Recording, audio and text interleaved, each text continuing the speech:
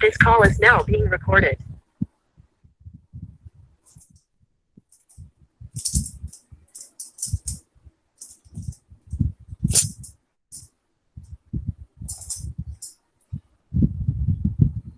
This is your last page. Asexual reproduction किया था fungi में. Yes, sir. D planospore and conidia. अभी हमें सेक्सुअल रिप्रोडक्शन पढ़ना है, जर्नल अकाउंट और उसके बाद फंगी की क्लासेस के बारे में और बाकी सारा जो भी डिटेल है वो सब.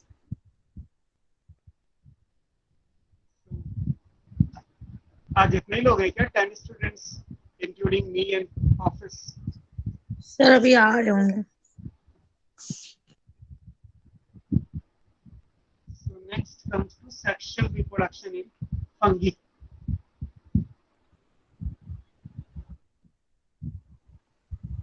First topic यहाँ से.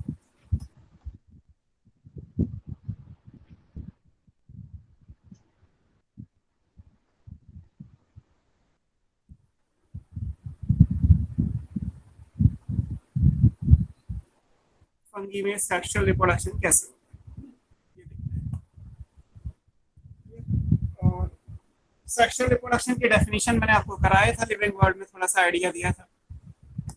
कोई भी बायोलॉजिकल प्रोसेस जो मल्टीप्लिकेशन का हो, जहाँ पे पेरेंट से प्रोजेनी, आप समझ सकते हैं, उसमें दो प्रोसेस इन्वॉल्व होने चाहिए, मियोसिस और syngamy. Meiosis is reduction division, जहाँ क्रोमोसोम नंबर हाफ किया जाता है, और syngamy is the gametic fusion, gametes का फ्यूजन या गैमीट के इक्विवेलेंट जो भी स्ट्रक्चर है वहाँ पे फ्यूजन अगर हो रहा है तो इन दैट केस वो सिनगेमी कहलाएगा. तो किसी प्रोसेस में अगर सिनगेमी और मियोसिस दोनों हो रही है और उस प्रोसेस से मल्टीप्लिकेशन या नंबर इंक्रीज हो रहा है, देन दैट प्रोसेस या biological phenomena is called sexual reproduction. तो हमें इसी को इलॉबरेट करके देना है कि सेक्सुअल रिप्रोडक्शन में दो चीजें इन्वॉल्व होती है, एक मियोसिस और एक सिनगेमी. अब दोनों में से पहले क्या आएगा ये वेरिएबल है. जैसे आप आगे प्लांट किंगडम पढ़ोगे तो उसमें हैप्लॉइड प्लांट है, तो पहले हैप्लॉइड प्लांट है तो गैमीट्स तो ऑलवेज हैप्लॉइड होते हैं. इसका मतलब प्लांट में अगर गैमीट बनेगा तो माइटोसिस से बनेगा. इसका मतलब पहले फ्यूजन होगा, जाइगोट बनेगा, फिर मियोसिस होगा. और जो हायर प्लांट्स हैं लाइक एंजियोस्पर्म, वहाँ भी आपने पढ़ा रखा है sexual reproduction in flowering plants 12th वाले चैप्टर में. वहाँ पे पहले हम माइक्रोस्पोरोजेनेसिस और मेगास्पोरोजेनेसिस करते हैं, मियोसिस, एंड फिर हम जाइगोट बनाते हैं गैमीट के फ्यूजन के बाद. तो दोनों में से कोई भी चीज पहले आ सकती है, क्योंकि फंगी की प्लांट बॉडी हैप्लॉइड है, इसलिए पहले यहाँ पे फ्यूजन होगा, उसके बाद मियोसिस होगी. तो सेक्सुअल रिप्रोडक्शन में क्या क्या चीजें इंपॉर्टेंट आएंगी. पहली चीज ये कि सेक्सुअल रिप्रोडक्शन में दो इवेंट आते हैं. इट इन्वॉल्व्स, आप ऐसे लिख सकते हैं,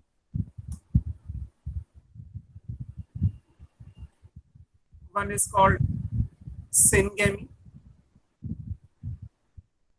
syngamy का मतलब है फ्यूजन ऑफ गैमीट.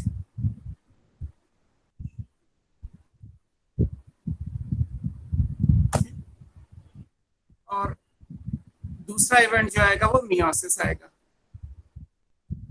मियोसिस या रिडक्शन डिवीजन.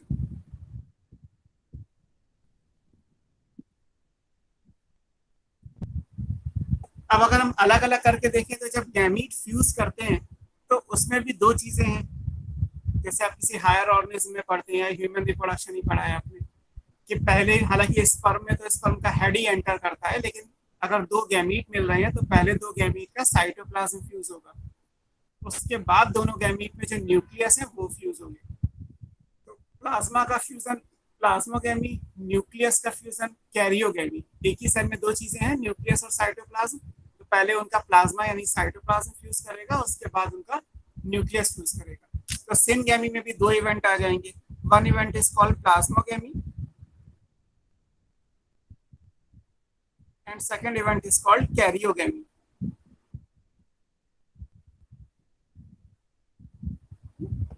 तो बेसिकली प्लाज्मोगैमी, कैरियोगैमी, मियोसिस, अगर इन दोनों को अलग अलग कर पाए, अदरवाइज सिनगैमी और मियोसिस ऐसे ही रहेगा. तो सेक्सुअल रिप्रोडक्शन में जहाँ तक इवेंट्स की बात है तो दो इवेंट हो गए, सिनगैमी और मियोसिस, दो फिनोमिना, दो प्रोसेस इन्वॉल्व हो गए. अब सिनगैमी को भी हमने अलग कर लिया प्लाज्मोगैमी एंड कैरियोगैमी के सेंस में।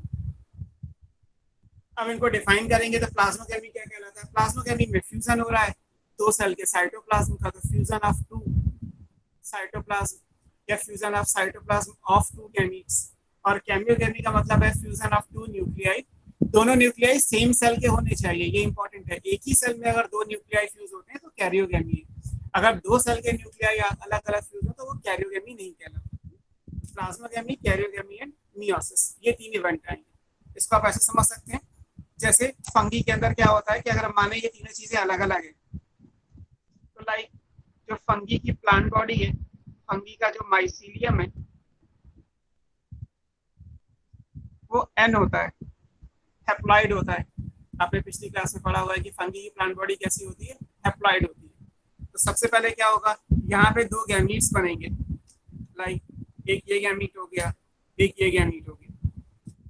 अभी हम मान लेते हैं दोनों अलग अलग है तो हम एक को प्लस लिख लेते हैं, एक को माइनस लिख लेते हैं। ये दोनों चीजें क्या है? These are called gametes.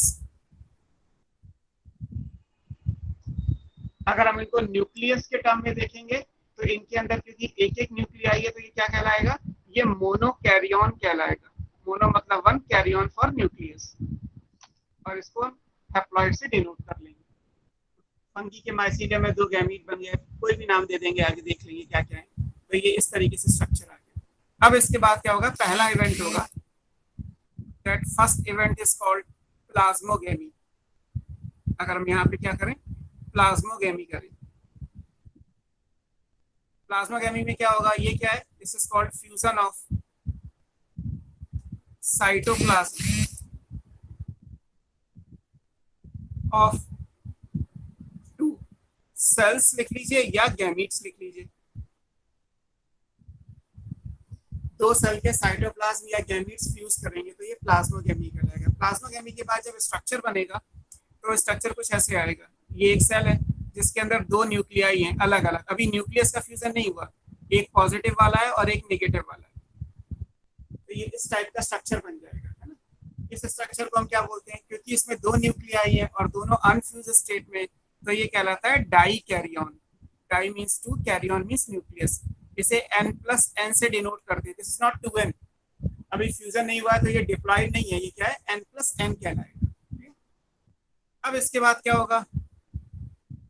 इसके बाद सेकंड इवेंट आ जाएगा, दैट इज कैरियोगैमी।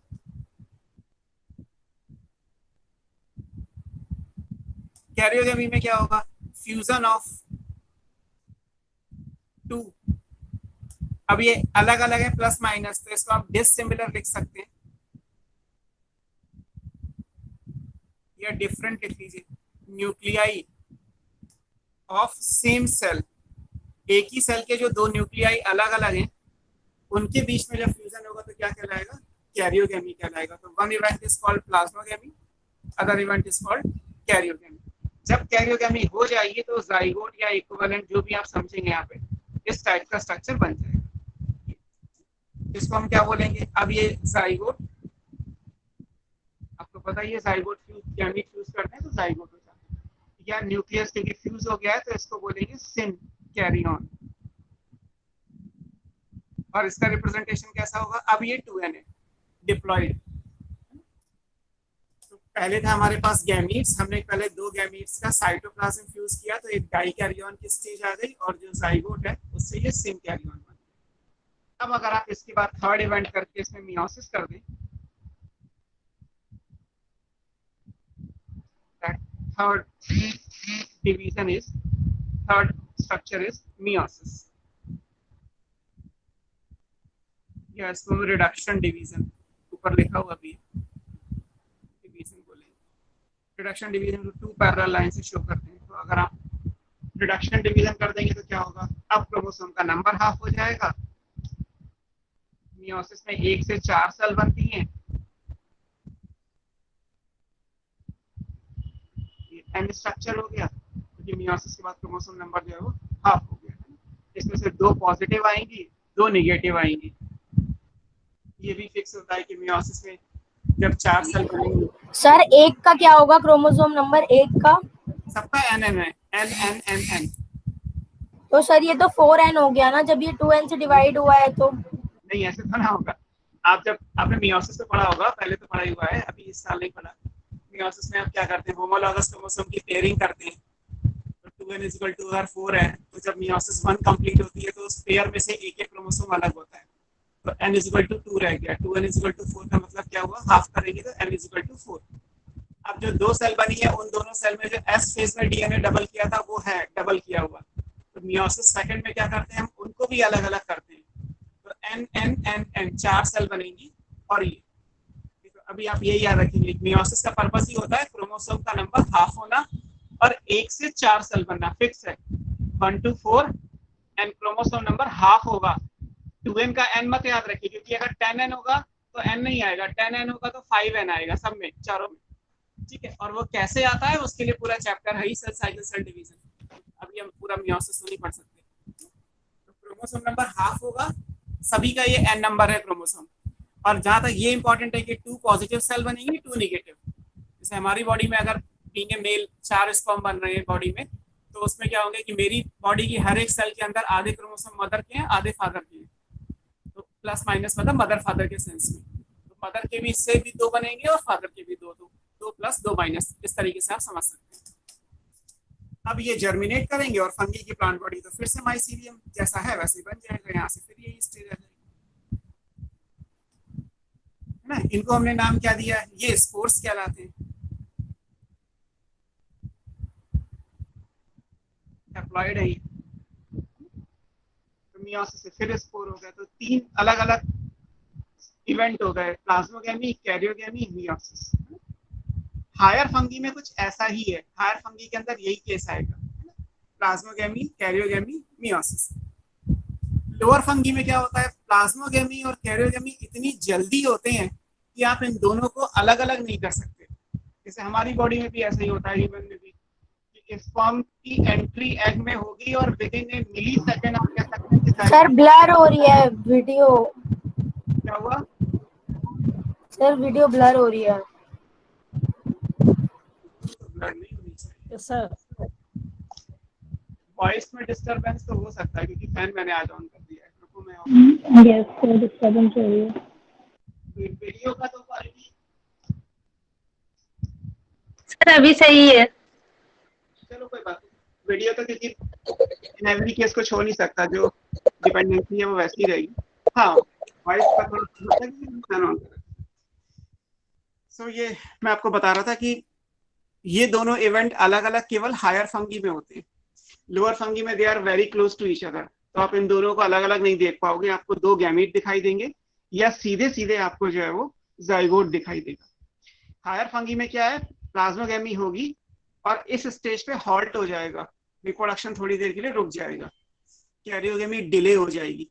जब ये डिले हो जाएगी तो ये स्टेज आपको अलग से दिखाई देगी।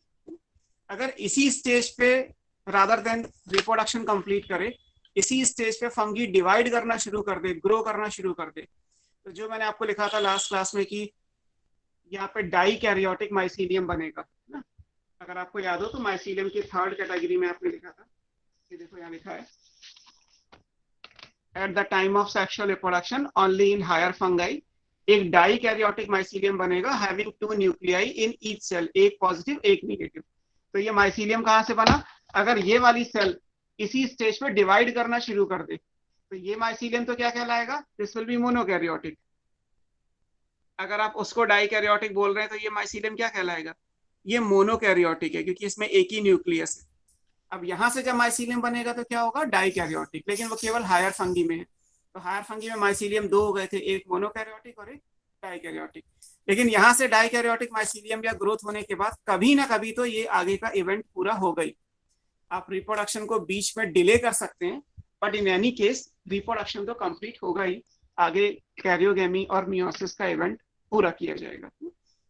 यहाँ पे जगह तो नहीं है, बट फिर भी मैं ट्राई करता हूँ यहाँ पे फिगर में मेंशन हो जाए कि इस स्टेज पे जो माइसीलियम आएगा, ये वाला जो स्टेज है डाइकैरियोन वाला जो आपने बनाया है, यहाँ से अगर सेल डिवाइड करना शुरू कर दे, आप ऐसे बना सकते हैं।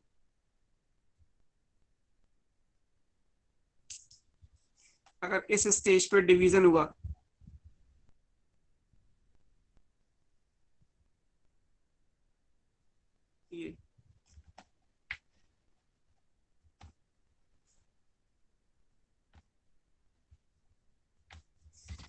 तो यहाँ से जो माइसीलियम बनेगा वो डाई कैरियोटिक होगा, ये लिख लीजिए।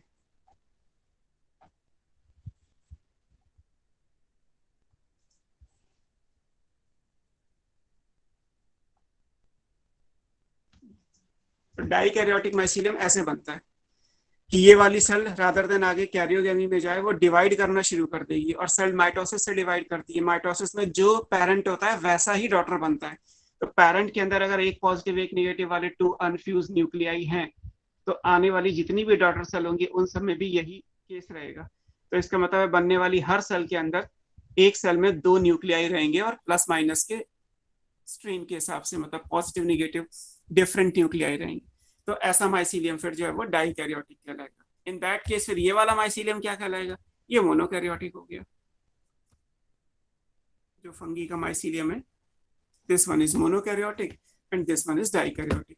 बट जो डाइकैरियोटिक वाला केस है वो केवल हायर फंगी में आएगा, लोअर फंगी में नहीं। अभी हम इसको लिख लेते हैं। Parth Agarwal, thank you. वैसे इतनी गर्मी हो नहीं रही है, बट फिर भी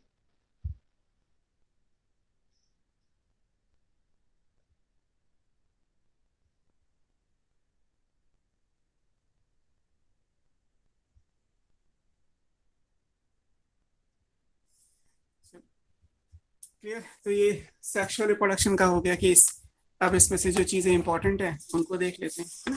अभी हम एक तो ये लोअर फंगी और हायर फंगी का केस लिखेंगे, और उसके बाद आपको फिर ये याद रखना है, जहां तक मियोसिस की बात है मैंने बताया मियोसिस आप सेल साइकिल सेल डिवीजन में पढ़ेंगे 1 to 4 with half number of chromosome as that of parent cell.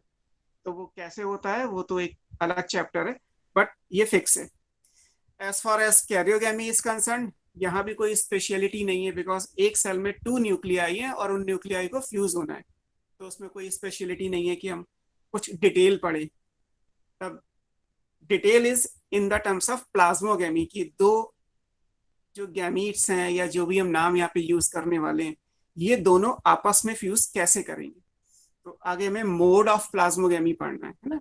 Karyogamy का कोई मोड नहीं है, एक ही तरीके का कैरियोगेमी होता है, मियोसिस भी एक ही टाइप की होती है। तो मोड ऑफ प्लाज्मोगेमी और क्योंकि सेक्सुअल रिप्रोडक्शन फंगी के क्लासिफिकेशन का क्राइटेरिया है, इसलिए मोड ऑफ प्लाज्मोगेमी हमारे लिए इंपॉर्टेंट है। पहली चीज तो ये लिख लीजिए कि इन लोअर फंगी आप ऐसे लिख सकते हैं। लोअर फंगी के केस में मैंने आपको पढ़ाया था, हमारे सिलेबस में जो क्लास है वो फाइकोमाइसिटीज है। इस केस में क्या होगा, इस केस में plasmogamy is immediately followed by karyogamy.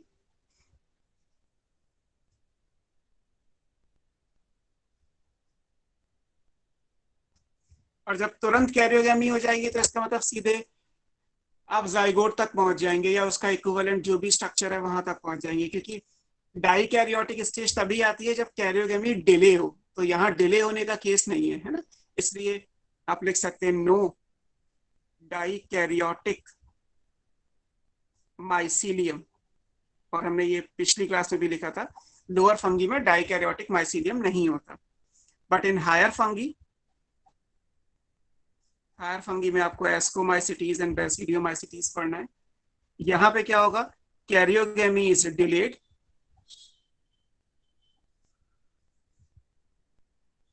ये डिले हो जाएगी। मीनवाइल क्या होगा, जो डाई कैरियन है n+n डिवाइड्स बाय माइटोसिस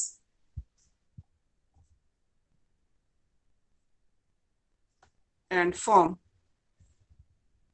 यहां बनेगा डाई कैरियोटिक माइसीलियम। यहां पे डाई कैरियोटिक माइसीलियम बना था हायर फंगी में। और फिर कभी ना कभी तो ऐसा होगा ही कि जो सेक्सुअल रिप्रोडक्शन है उसे पूरा किया जा सके, वो बात भी आगे आएगी। अब हमें क्या पढ़ना है, डिफरेंट टाइप के प्लाज्मोगेमी के तरीके हैं। These are modes of plasmogamy.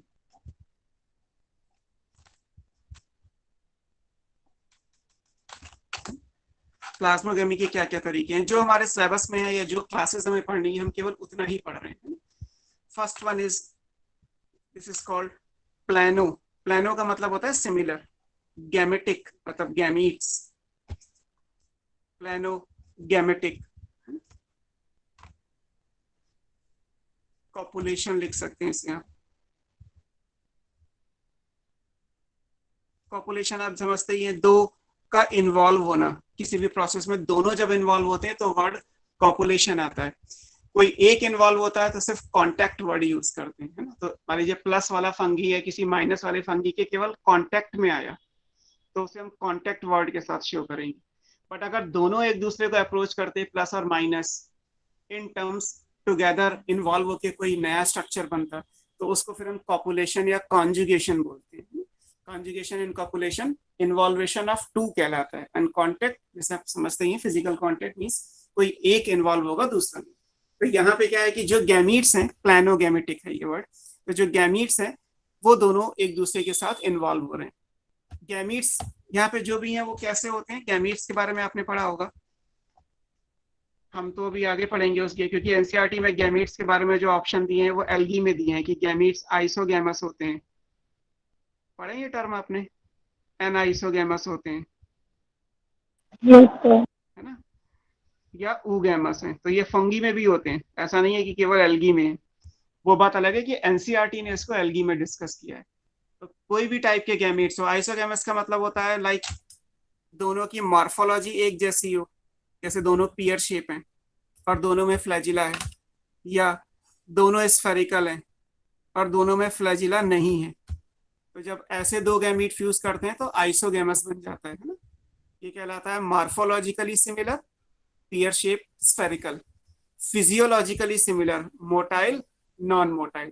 तो जो भी दो गैमीट इन्वॉल्व हो रहे हैं वो दोनों देखने में मानी मॉर्फोलॉजी में सिमिलर हो, और मूव करना, locomotion is a type of metabolism, physiology का पार्ट है, इसलिए फिजियोलॉजिकली सिमिलर होंगे तो आइसोगैमस कहलाता है। अगर मॉर्फोलॉजिकली डिफरेंट हो जाए बट फिजियोलॉजिकली सिमिलर हो जाए, लाइक दिस, एक पियर शेप है एक बीन शेप है, शेप अलग अलग है, मॉर्फोलॉजी डिफरेंट है, लेकिन दोनों मोटाइल है, फिजियोलॉजी सेम है, तो ये क्या कहलाता है, एनाइसोगैमस कहलाता है। और अगर दोनों डिफर कर दीजिए कि मेल गैमीट, ये मेल होगा हमेशा, मेल का साइन बना दिया मैंने, और ये फीमेल होगा, तो मेल हमेशा स्मॉल होता है, मोटाइल होता है, फीमेल हमेशा लार्ज होता है, नॉन मोटाइल होता है, और हमेशा मेल ही फीमेल को अप्रोच करता है, क्योंकि ये नॉन मोटाइल है तो ये कभी बाहर नहीं आएगा। तो ये क्या कहलाता है, ऊगैमस कहलाता है। तो गैमीट्स कोई भी हो, प्लानो का मतलब यहाँ पे सिमिलरिटी से है, गैमेटिक गैमीट्स बने हुए हैं, ये दोनों इन्वॉल्व हो रहे हैं, चाहे दोनों ये हो, ये दोनों हो, ये दोनों हो, या ये दोनों। अगर ऐसा कुछ होगा तो इसको हम प्लानोगैमेटिक कॉपुलेशन कहते हैं, ये आएगा, है ना। तो एक पहला केस आपको याद रखना है, प्लानोगैमेटिक कॉपुलेशन। हालांकि ये जो क्लास है ये हमारे सिलेबस में नहीं है, मतलब इसका एग्जाम्पल अगर आप देखेंगे तो वो एग्जाम्पल हमारे सिलेबस में, हमारे सिलेबस में जो क्लासेस हैं फाइकोमाइसिटीज, एस्ट्रोबैसिटी और ड्यूटेरो, उनमें ये चीज नहीं आएगी। फिलहाल ये भी इंपॉर्टेंट है क्योंकि हम इसको एल्गी में पढ़ते हैं, तो इनकी मीनिंग के हिसाब से तो क्वेश्चन आ ही सकता है, और वो एनसीईआरटी का ही होगा कि isogamous, anisogamous, oogamous, sexual reproduction क्या होता है, तो उसको आप यहाँ भी समझ सकते हो, एल्गी में भी ये चीज आएगी। दूसरा केस अब जो हमारे पास है वो इंपॉर्टेंट है, बाकी हमें सारे पढ़ने हैं। Second one is called gametangial. Gamete को बनाने वाला जो स्ट्रक्चर होता है वो गैमेटेंजियम कहलाता है। तो ये नाउन में लिखा है गैमेटेंजियल कॉन्टैक्ट।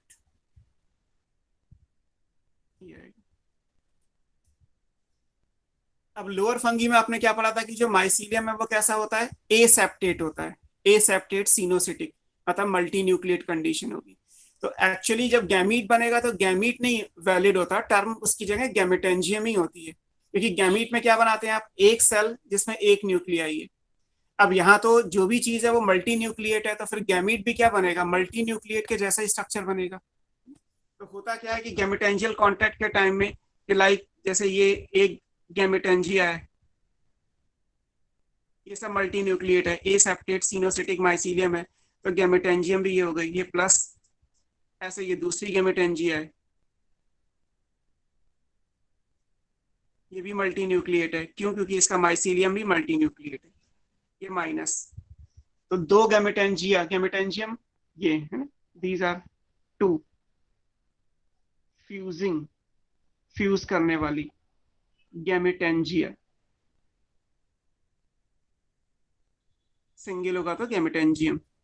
तो दो गैमेटेंजिया जो फ्यूज करने वाली हैं वो पास पास आएंगी। होगा क्या, इनके बीच में जो वॉल है वो डिसॉल्व होगी और एक का कंटेंट दूसरे में ट्रांसफर हो जाएगा, है ना। तो कांटेक्ट हुआ केवल दोनों का, उनके बीच में डिसॉल्व हो गई। ये वाला कंटेंट मतलब पॉजिटिव का कंटेंट, हमेशा हम पॉजिटिव को डोनर से रिप्रेजेंट करते हैं कि जो डोनर है वो डोनेट कर देगा अपना कंटेंट निगेटिव यानी रेसिपिएंट को। तो यहाँ से कंटेंट यहाँ चला जाएगा, फिर प्लाज्मोगेमी हो गई। इसके 100 न्यूक्लियाई मान लीजिए, यहाँ पे 100 न्यूक्लियाई है, यहाँ भी 100 न्यूक्लियाई है, तो 100 पॉजिटिव से 100 नेगेटिव न्यूक्लियाई फ्यूज कर जाएंगे। कैरियोगेमी हो गई, मियोसिस हो जाएगी, सेक्सुअल रिप्रोडक्शन पूरा हो जाएगा। तो केवल फर्क क्या पड़ रहा है, रादर देन टू गैमीट्स, ऐसा मतलब दो गैमीट फ्यूज ना करके यहाँ पे क्या है, दो गैमेटेंजिया ही आपस में फ्यूज कर रही हैं।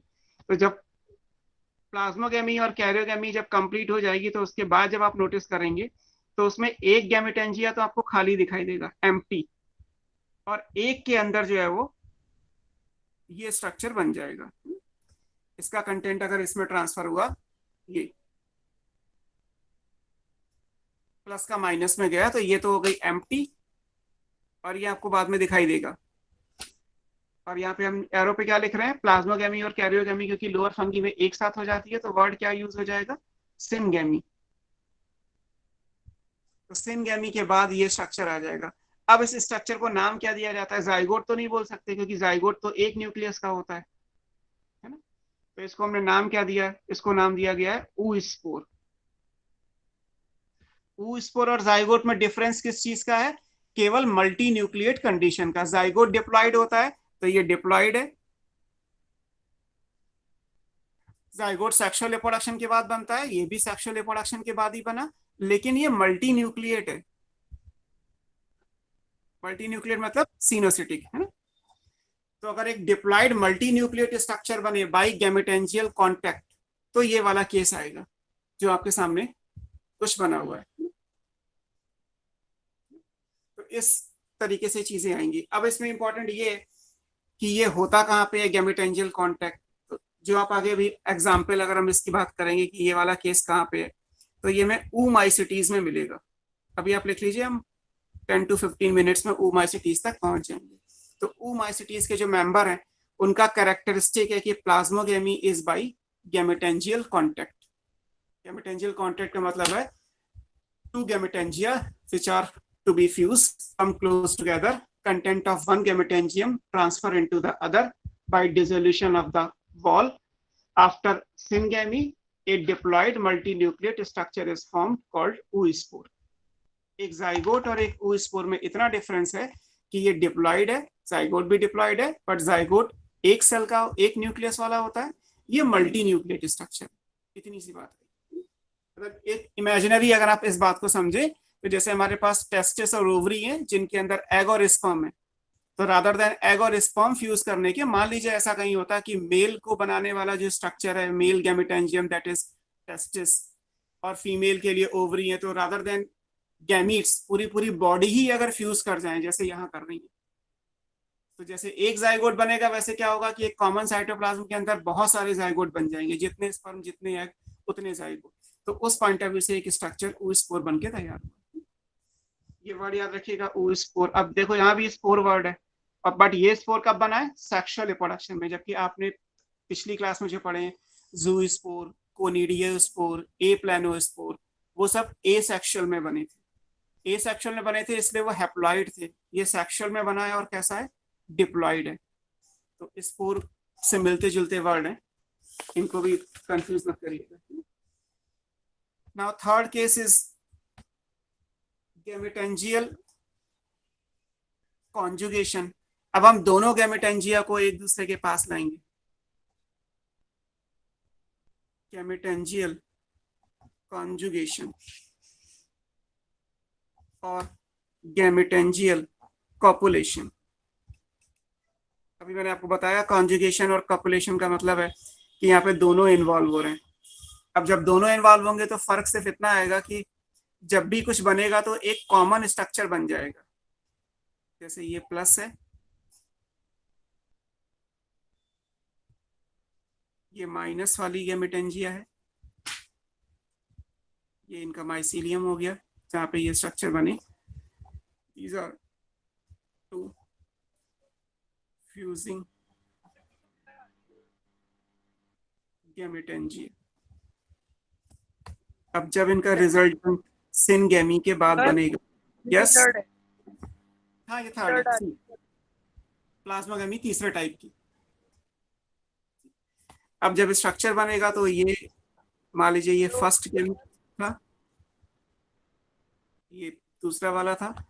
अब क्या होगा जब दोनों के बीच की वॉल डिसॉल्व होगी ना, तो ऐसा नहीं है कि किसी एक का कंटेंट दूसरे में ट्रांसफर होगा। बेसिकली होगा ये कि दोनों एक दूसरे के पास आके मिक्स कर जाएंगे और फिर एक कॉमन प्रोडक्ट आपको दिखाई देगा। ये जैसे जाइगोट में आपको ये नहीं पता चलता देखने से कि उसमें मेल फीमेल के पास आया या फीमेल मेल के पास गया या क्या बना, एक कॉमन प्रोडक्ट दिखाई देगा जाइगोट में। तो इस पॉइंट ऑफ व्यू से ये स्ट्रक्चर बनेगा। तो ये स्ट्रक्चर क्या है, ये जाइगोट के जैसा है तो नाम दिया गया जाइगोस्पोर। हालांकि ये भी कैसा है, डिप्लॉयड है और मल्टी न्यूक्लिएट है।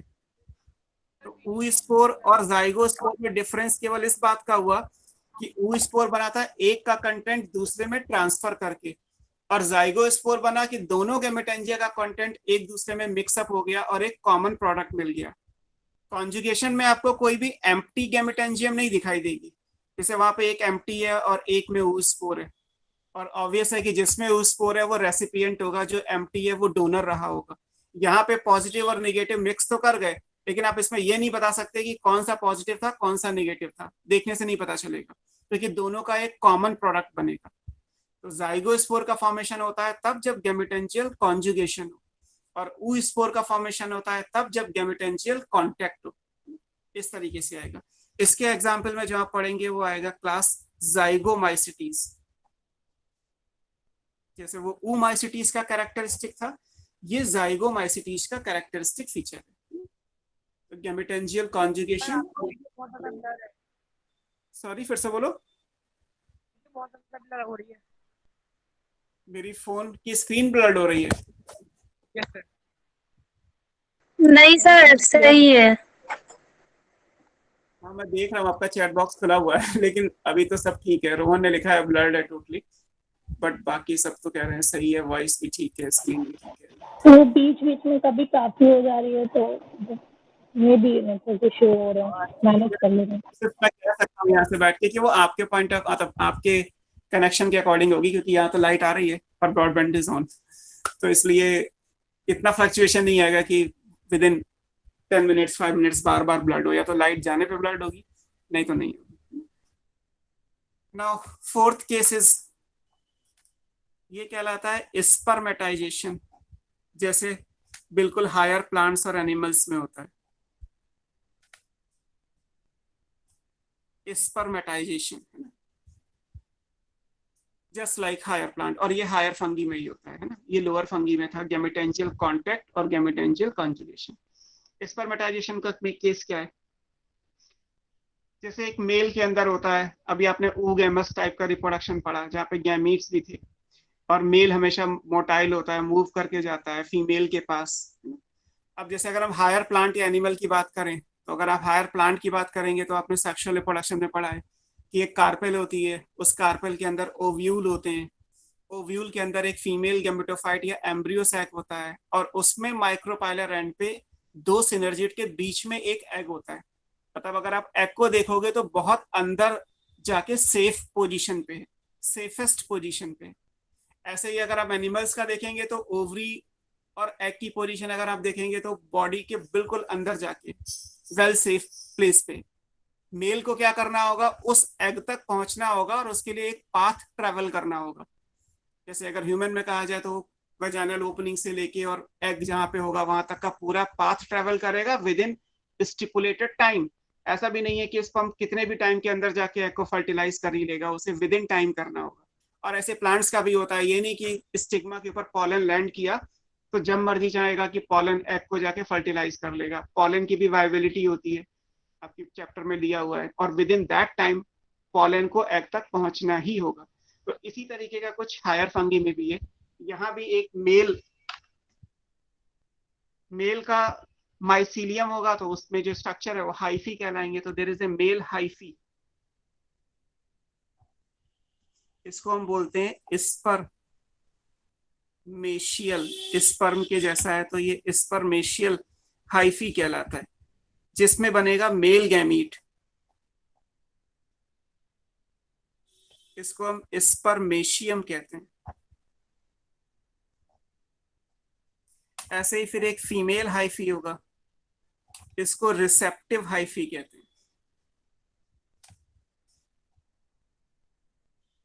अगर इस रिसेप्टिव हाइफी का स्ट्रक्चर आप देखोगे तो ये इस तरीके से होता है कुछ, मतलब बहुत अंदर जाके इसमें एग है, ये एग है एन, ये स्पर्मेशिया एन। ये जो स्ट्रक्चर है ये नेक लाइक होता है, इसको ट्राइकोगाइन कहते हैं। पूछा तो कभी नहीं गया बट इंटरेस्टिंग है। तो ये ट्राइकोगाइन है। करना ये होता है कि जो स्पर्मेशिया है वो यहाँ से रिलीज होगा, मतलब यहाँ से जाएगा, और ये पूरे ट्राइकोगाइन में जैसे पॉलन का होता है कि पॉलन स्टिग्मा पे जर्मिनेट करेगा, फिर पूरे स्टाइलर टिश्यू से ट्रेवल करेगा, फिर वो ओव्यूल में एंटर करेगा, उसके बाद वो फीमेल गेमेटोफाइट में जाएगा, फिर फिलीफॉर्म एपरेटस से होते हुए एग तक पहुंचेगा।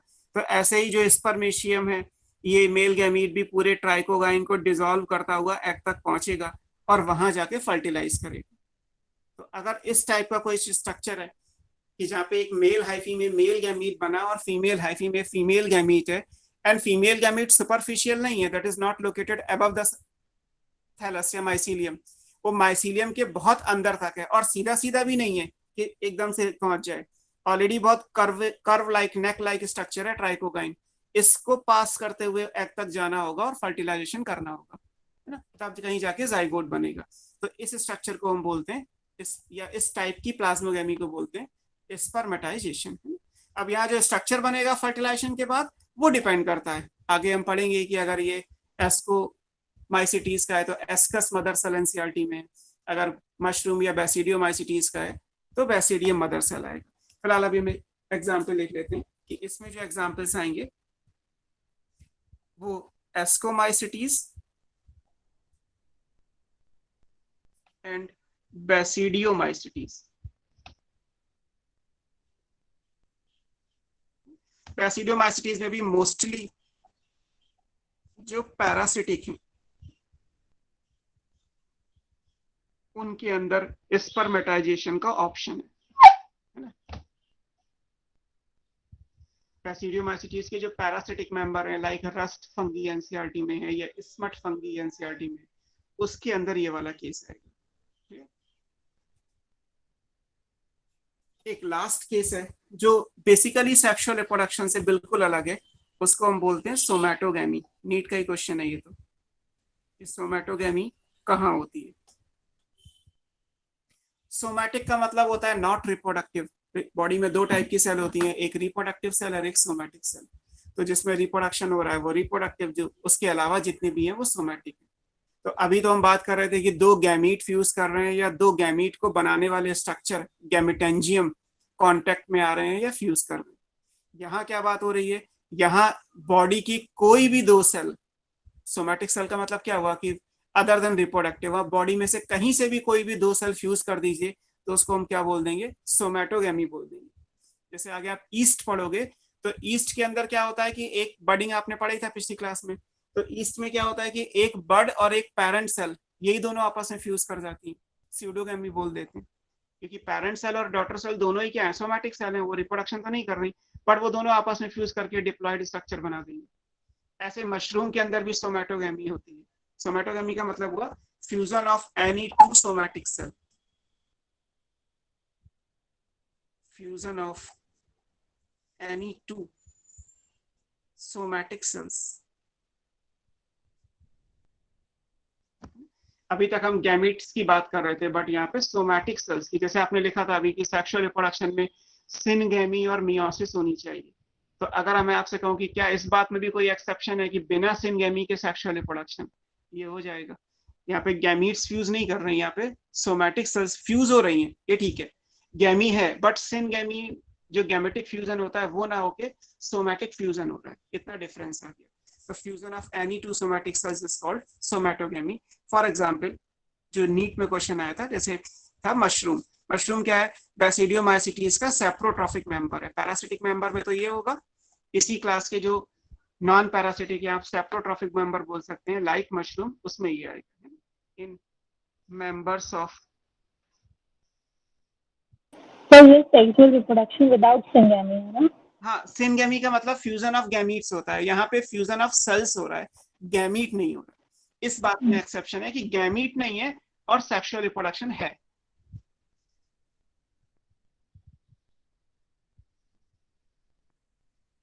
इन members of saprotrophic basidiomycetes.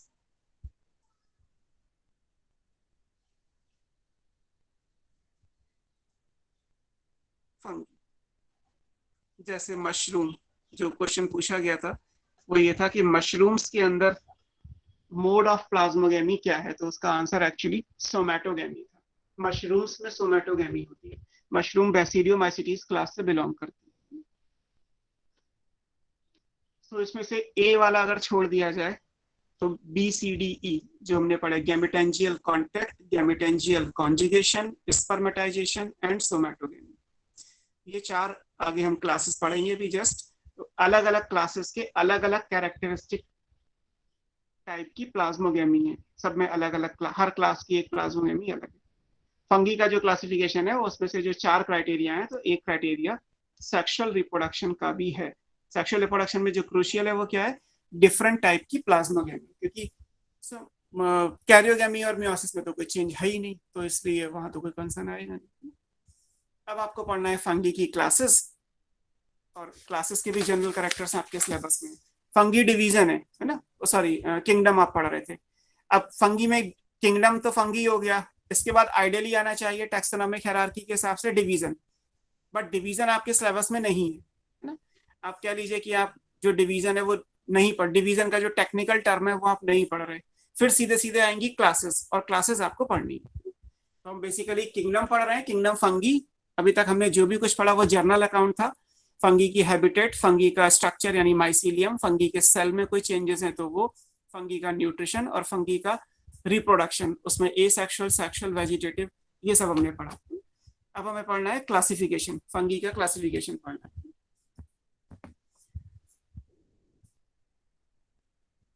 Next, classification.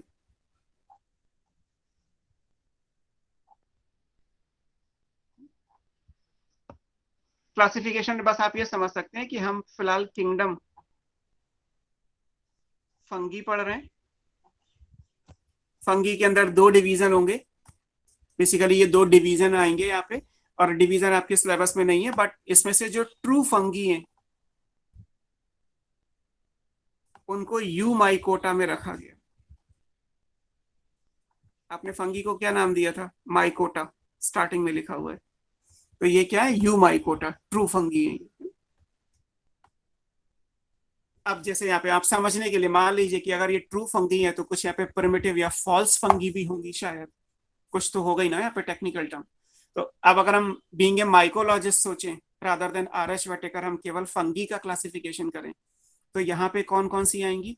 एक तो जो प्रोकैरियोटिक फंगी आपने पढ़ी, आपको पढ़ाया था मैंने, एक्टिनोमाइसिटीज, माइसीलियल बैक्टीरिया, अगर याद है तो। और फिर आपने प्रोटिस्टा में स्लाइम मोल्ड भी पढ़ा था, उसको आपने क्लास का नाम दिया था मिक्सोमाइसिटीज, है ना। तो बेसिकली जो एक्टिनोमाइसिटीज और मिक्सोमाइसिटीज जो हम ऑलरेडी मोनेरा और प्रोटिस्टा में पढ़ चुके हैं वो यहाँ आने चाहिए थे, और जो ट्रू फंगी है वो यहाँ पे हैं, और वो आगे आपको पढ़नी है। ट्रू फंगी के अंदर आपको जो क्लासेस पढ़नी है उन क्लासेस में आप अलग अलग पढ़ोगे। यहाँ पे आपको 4 क्लासेस पढ़नी है। एक फाइकोमाइसिटीज है, एस्कोमाइसिटीज, बैसिडियोमाइसिटीज एंड ड्यूटेरोमाइसिटीज।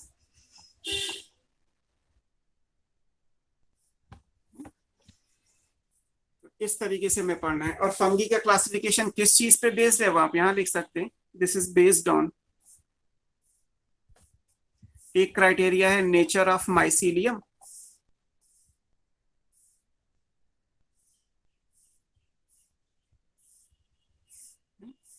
कि माइसीलियम का नेचर कैसा है, माइसीलियम कैसा है, एक तो क्राइटेरिया यही आपको पढ़ना है।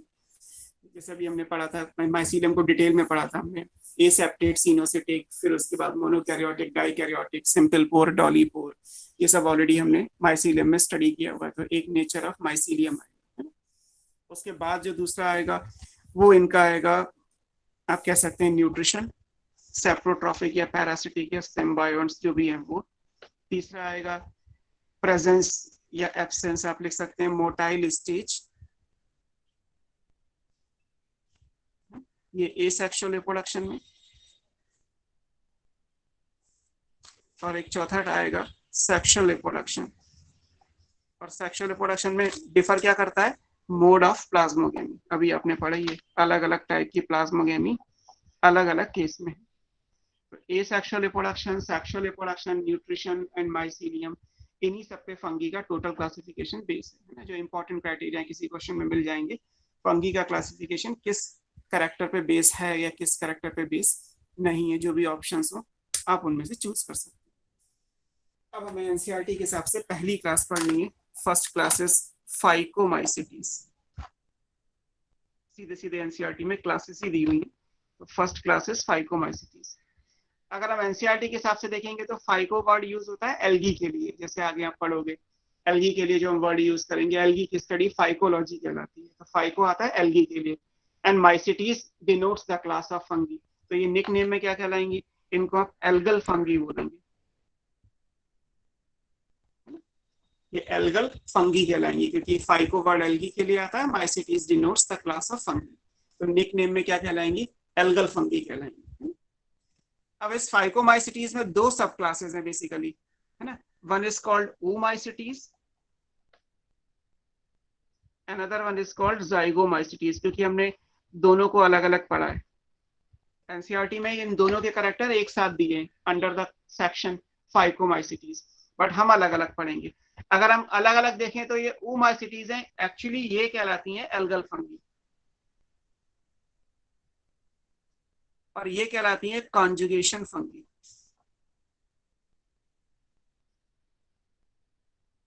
आप नाम से समझ सकते हैं, अभी आपने पढ़ा है ऊ स्पोर बनाएगा तो ये लिखा था ऑप्शन, आपने जाइगो स्पोर बना था तो ये ऑप्शन लिखा था। तो दोनों में बेसिक डिफरेंस किस बात का भी हो जाएगा, एक डिफरेंस आ जाएगा इनके मोड ऑफ प्लाज्मोगेमी का। तो oomaicites और zygomaicites को मैं अलग अलग करके पढ़ना है, ठीक है। और अगर आप एनसीईआरटी में देखेंगे तो दोनों के कैरेक्टर कॉमन दिए हुए हैं। क्या क्या कैरेक्टर हैं वो हम देख लेते हैं। जैसे सबसे पहले हम माइसीलियम की अगर बात करें,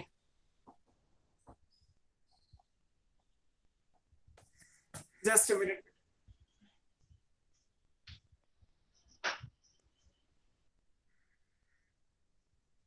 माइसीलियम आपने पढ़ा था कि दोनों ही में कैसा है, एसेप्टेट है, एसेप्टेट सिनोसिटिक।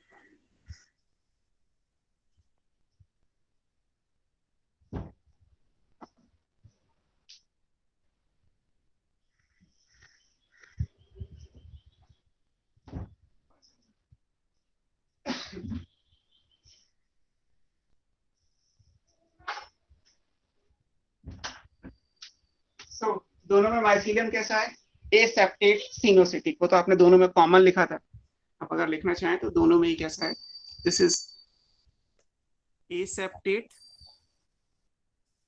सिनोसिटिक।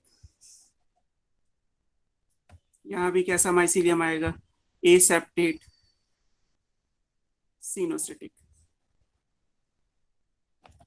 है ना। इसमें तो कोई चेंज आएगा नहीं।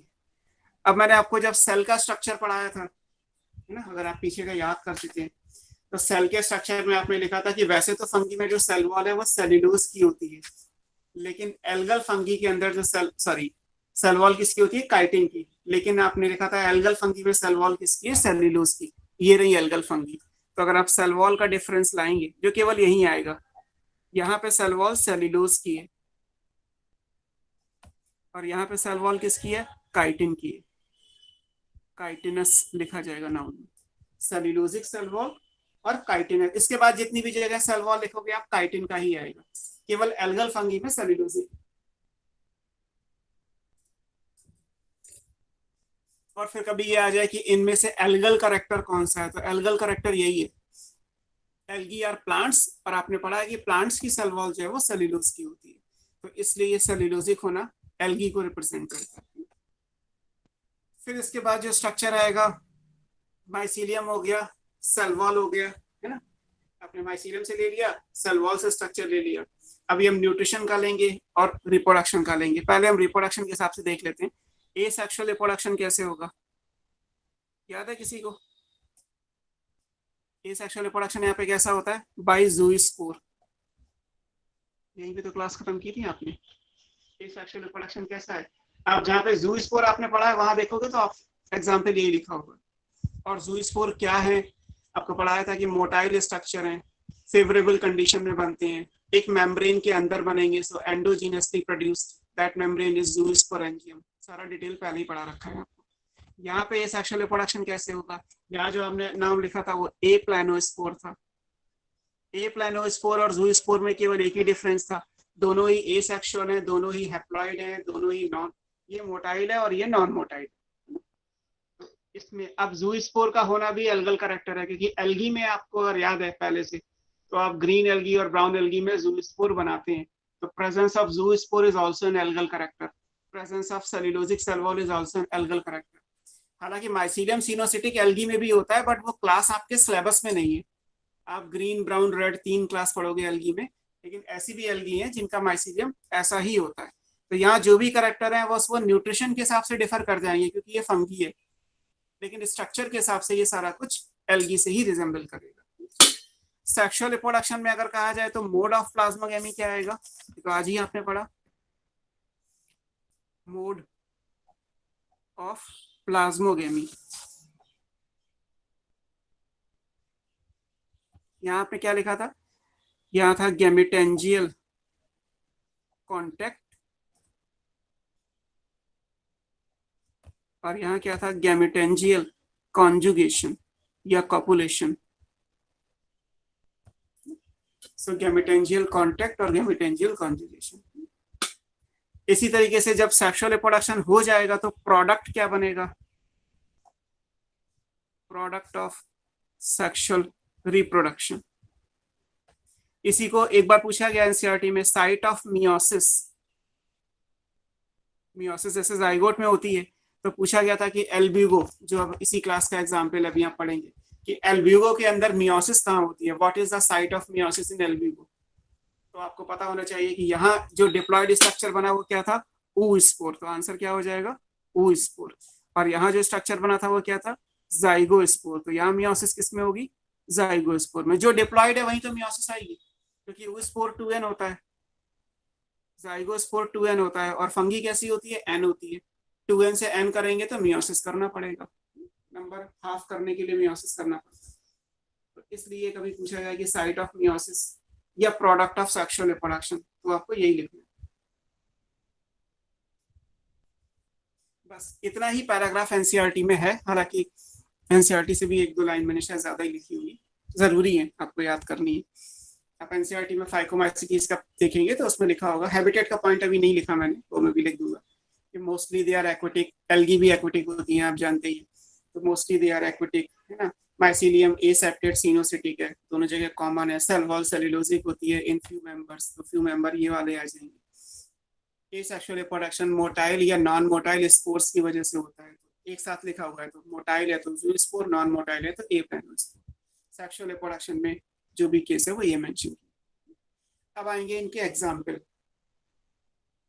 इसमें क्या है और इसमें क्या है ना, हम एक एक करके एग्जाम्पल देख लेते हैं, और एग्जाम्पल में ही न्यूट्रिशन का पॉइंट आ जाएगा, क्योंकि ये भी क्वेश्चन नीट का ये कि इनमें से किस क्लास के जो मेंबर्स हैं दे आर ऑब्लिगेट पैरासाइट्स, और एनसीईआरटी में मेंशन है। एनसीईआरटी ने क्योंकि दोनों को कॉमन करके दे दिया, बट पूछा एक गया है, तो आपको पता होना चाहिए कि कौन सा इसमें ऑब्लिगेट पैरासाइट है और कौन सा नहीं है। तो जैसे एल्ब्यूगो कैंडिडा उस टाइम पे आंसर था, एल्ब्यूगो या सिस्टोपस एक ऑब्लिगेट पैरासाइट है, तो ऑब्लिगेट पैरासाइट यहाँ आएंगे, और जो सेप्रोट्रॉफ है वो यहाँ आएंगे, फिक्स है। इस क्लास के मेंबर ऑब्लिगेट पैरासाइट है, न्यूट्रिशन पैरासिटिक हो गया, और पैरासिटिक में भी ऑब्लिगेट। ऑब्लिगेट का मतलब है survive only in presence of host, अगर होस्ट नहीं तो फंगी की भी डेथ हो जाएगी। और सेप्रोट्रॉफिक का मतलब क्या है, obtain nutrition from dead and decaying organic matter, जो डेड मैटर होगा वहां से इन्हें न्यूट्रिशन मिल जाए। तो ये दोनों एग्जाम्पल, और एग्जाम्पल में ही आपके न्यूट्रिशन का भी पॉइंट आ जाए।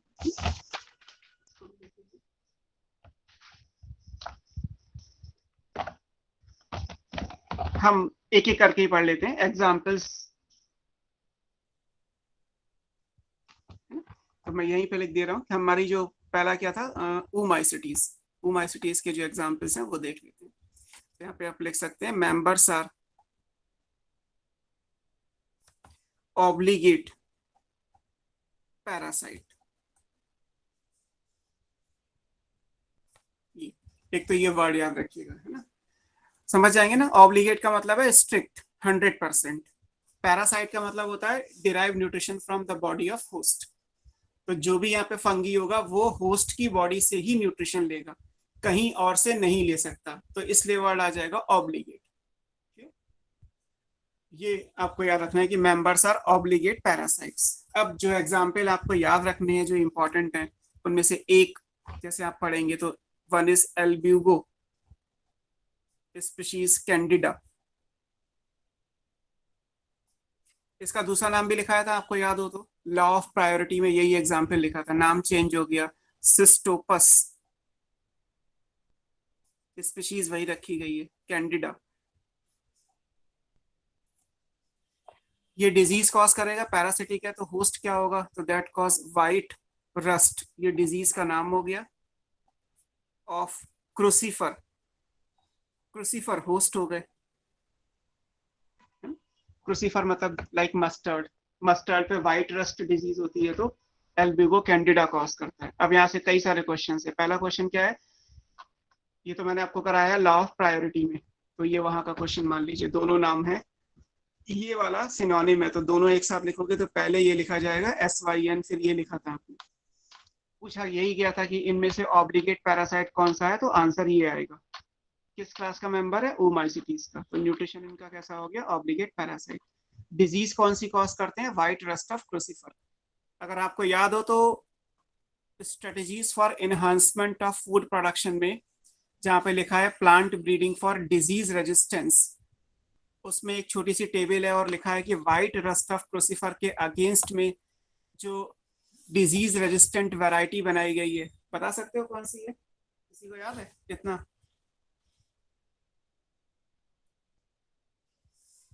किसी को याद है? मस्टर्ड की वैरायटी जो रस्ट रेजिस्टेंट है, व्हाइट रस्ट से रेजिस्टेंस को शो करती है। व्हाइट रस्ट का कॉजल ऑर्गेनिज्म ये है जो इस क्लास का मेंबर है, फंगी है।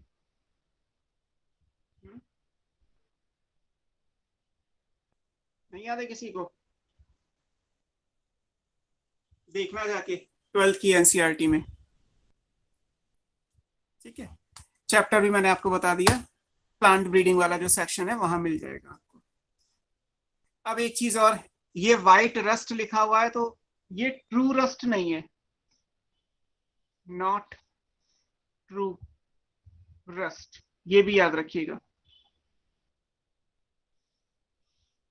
जैसे जूलॉजी में क्वेश्चंस आते हैं, which of the following is not fish, जैसे जेली फिश फिश नहीं है, डेविल फिश फिश नहीं है ना, स्टार फिश फिश नहीं है, बिकॉज फिश का मतलब है कॉन्ड्रिकाइथिस एंड ऑस्टिकाइथिस, और हम बात कर रहे हैं किसी सीलेंट्रेट की, किसी मोलस्क की, किसी काइनोडर्म की।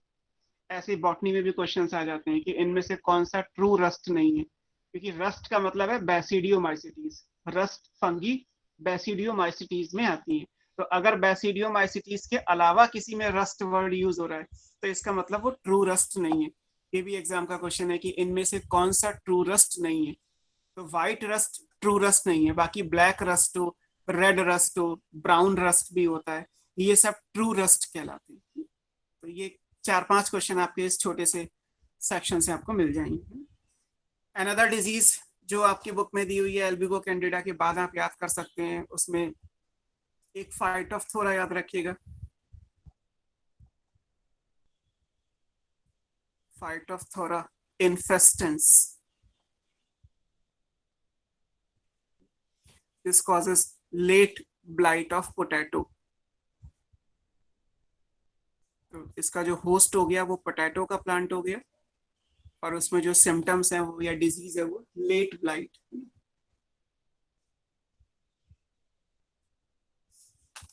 एक तीसरा एग्जाम्पल जो इंपॉर्टेंट है, सेप्रोलैग्निया पैरासिटिका। एनसीईआरटी में नहीं दिया हुआ है लेकिन इंपॉर्टेंट है, ये दोनों हैं। सेप्रोलैग्निया पैरासिटिका डिजीज कॉज करती है फिशेस के अंदर, है ना। तो वैसे तो अगर आप देखा जाए तो हम ओमाइसिटीज पढ़ रहे हैं, तो ओमाइसिटीज से पहले जहाँ जनरल कैरेक्टर है वहां पे आपने लिखा है कि एल्गल फंगी है, एल्गी एक्विटिक होती हैं। तो कभी आपसे कहा जाए कि एक्विटिक फंगी कौन सी है, तो आप कोई भी नाम चूज कर सकते हैं। एक्विटिक फंगी में आप क्या लिख सकते हैं, आप फाइकोमाइसिटीज या ओमाइसिटीज का कोई भी मेंबर ले लीजिए, वो एल्गल फंगी है तो एक्विटिक कहलाएंगी। बट अगर सारे ही इसी क्लास के नाम दे दिए जाए, ऑल ऑफ दीज दे दिया जाए, या कोई चौथा नाम भी दे दिया जाए, तो एग्जैक्टली एक्विटिक क्या है, सेप्रोलैग्निया पैरासिटिका। और आपको याद हो तो मैंने हैबिटेट में आपको लिखा रखा है, ये देखो आपका पेज, है ना। आप ध्यान से पढ़ोगे तो नोट्स में सब मिल जाएगा। ये हैबिटेट है, यहाँ लिखा है एक्विटिक फंगी सेप्रोलैग्निया।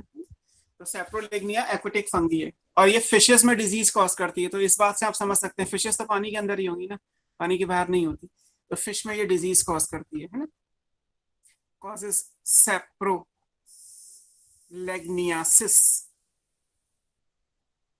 इन फिशेस। तो इनकी होस्ट फिशेस हो गए और डिजीज सेप्रोलैग्नियासिस कहलाती है।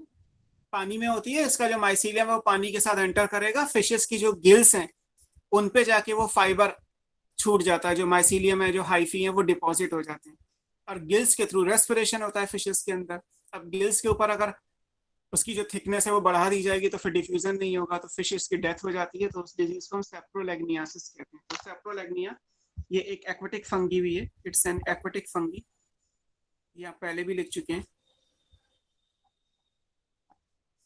और ये फिशेस में डिजीज, तो ये 3 एग्जाम्पल आपको यहाँ से याद रखने हैं ओमाइसिटीज के मेंबर में। क्लियर। एग्जाम्पल्स ऑफ जाइगोमाइसिटीज अगर कहा जाए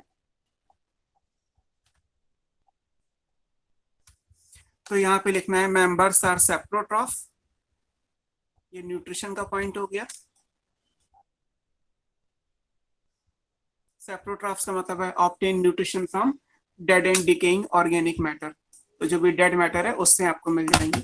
इसमें जो एग्जाम्पल आपको पढ़ने हैं वो 2 हैं, एक राइजोपस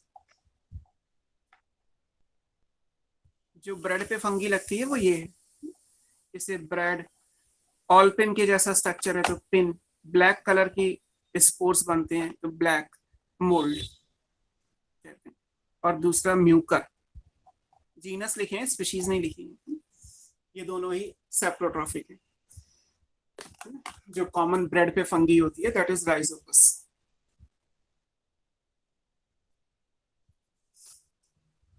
तो ये पहली क्लास हो गई हमारी फाइकोमाइसिटीज जो हमें पढ़नी थी, और हमने इन दोनों को अलग अलग करके भी पढ़ लिया। अब क्योंकि इसलिए अलग अलग पढ़ा है क्योंकि जब क्वेश्चंस आते हैं ना तो एनसीईआरटी में थोड़ा दे रखा है, थोड़ा सा आपको एक्स्ट्रा पढ़ना है तो क्वेश्चन सॉल्व होगा। अगर मान लीजिए आपसे कहा जाए कि इनमें से एल्गल फंगी कौन सी है, और ऑप्शन में सिस्टोपस भी लिखा है, एल्ब्यूगो एनसीईआरटी ने दिया हुआ है, और राइजोपस भी एनसीईआरटी ने लिखा, तो आप दोनों को तो नहीं टिक करोगे, एक को करना है, किसको करोगे किसको नहीं करोगे। तो आपको एक लेवल डिटेल का पढ़ना है, एक लाइन एक्स्ट्रा पढ़नी है कि जो एल्गल फंगी है वैसे तो फाइकोमाइसिटीज है, बट दोनों में से अगर चूज करना हो तो जो ओमाइसिटीज के मेंबर हैं वो, तो आंसर ये है। यह एनसीईआरटी में कॉमन लाइन लिखी है कि जो ये सेक्सुअल रिप्रोडक्शन है वो मोटाइल जूस्पोर या नॉन मोटाइल एप्लानोस्पोर से होता है। पूछ ये लिया गया कि सिस्टोपस के अंदर ये सेक्सुअल रिप्रोडक्शन कैसे होता है, तो आप दोनों तो नहीं लिख सकते, तो दोनों में से किसी एक से ही होता है, and that word is zoospore.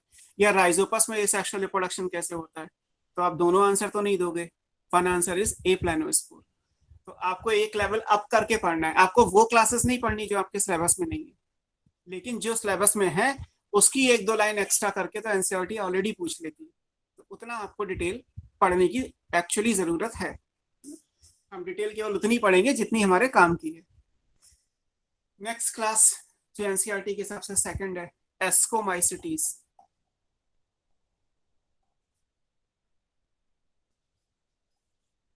इनको निक नेम में सैक फंगी कहते हैं। सैक मतलब कैविटी, तो इनमें गड्ढे जैसा स्ट्रक्चर होगा तो इसलिए ये सैक फंगी कहलाती है, एस्कोमाइसिटीज।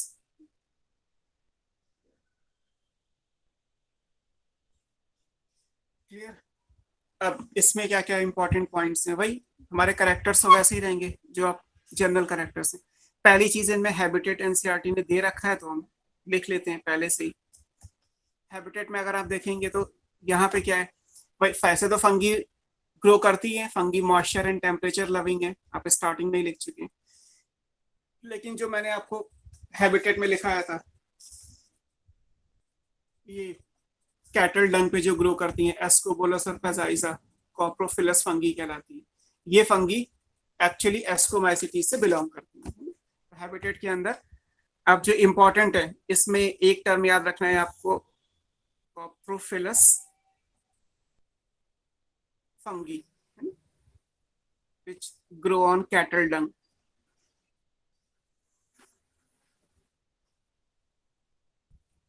इसके एग्जाम्पल में आपने लिखा था एस्कोबोलस या पेजाइजा, पहले भी लिख चुके हैं, बट अब ये याद रखना है कि ये दोनों मेंबर एक्चुअली किस क्लास के हैं, तो एस्कोमाइसिटीज के हैं। एनसीईआरटी ने इस टर्म को यहीं दे रखा है, एस्कोमाइसिटीज की क्लास के मेंबर में दे रखा है।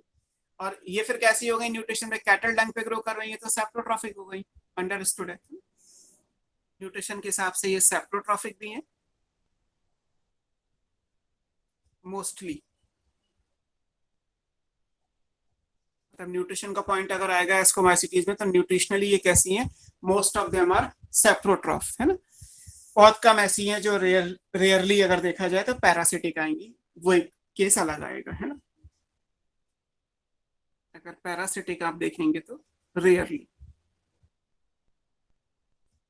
तो न्यूट्रिशन है दोनों टाइप के। क्लियर?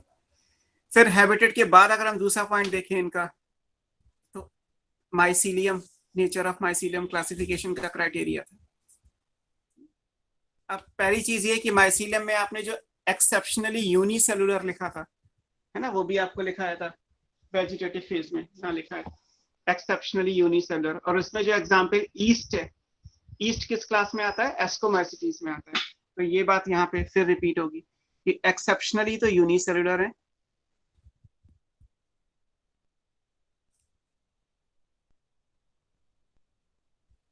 जैसे ईस्ट। ईस्ट जीनस नहीं है, ईस्ट केवल एक क्लास है। Yeast is a group of unicellular fungi belongs to ascomycetes. Ascomycetes में जितने भी सिंगल सेल के जीनस हैं उन सबको कॉमन एक ग्रुप में रख दिया गया, उसे ईस्ट बोलते हैं। तो जीनस अलग अलग है, ईस्ट जीनस नहीं है ना, याद रखना। इसके बाद जो आप पढ़ेंगे माइसीलियम, वो कैसा होगा, तो क्योंकि अभी आप पढ़ रहे हैं एस्कोमाइसिटीज हायर फंगी, तो एक तो माइसीलियम आएगा ये वाला, है ना, जो मोनोकैरियोटिक था।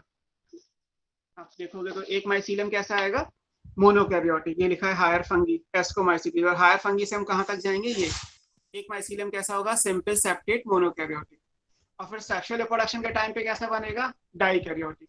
तो लाइफ में दोनों माइसीलियम हो गए, मोनोकैरियोटिक भी हो गया, डाइकैरियोटिक भी हो गया। ज्यादा टाइम के लिए क्या बनेगा यहाँ पे, मोनोकैरियोटिक। तो जो डोमिनेंट है वो मोनोकैरियोटिक, जो शॉर्ट लिव्ड है वो डाइकैरियोटिक। यहाँ दोनों माइसीलियम बनेंगे। अगर सेक्सुअल रिप्रोडक्शन हो रहा है तो डाइकैरियोटिक का भी ऑप्शन आ गया। लोअर फंगी में डाइकैरियोटिक होता नहीं है तो वो बात आएगी नहीं, है ना। माइसीलियम यहाँ पे कैसा आएगा, जो डोमिनेंट है वो सिंपल पोर वाला है तो सिंपल, सेप्टा प्रेजेंट होगा तो septate mycelium.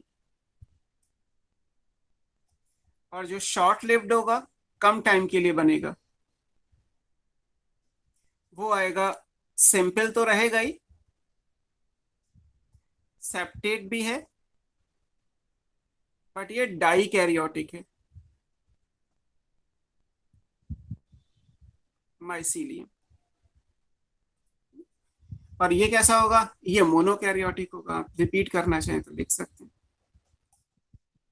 Majority of the time के लिए तो मोनोकैरियोटिक है, बट कुछ देर के लिए सेक्सुअल रिप्रोडक्शन में ये डाइकैरियोटिक भी बनेगा। जहां से आज क्लास शुरू की थी आपने वैसे कि मोनोकैरियोटिक माइसीलियम बना, उससे गैमीट्स बन गए, सेक्सुअल रिप्रोडक्शन में प्लाज्मागैमी हो गई, अब रुक गया, हॉल्ट आ गया, पॉज आ गया।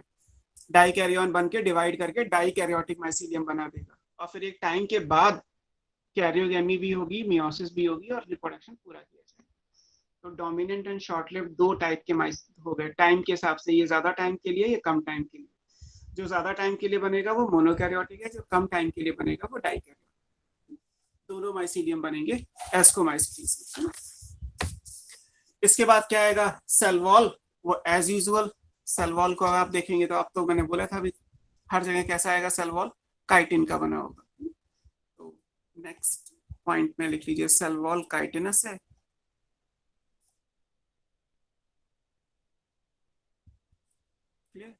फिर आएगा एसेक्सुअल रिप्रोडक्शन,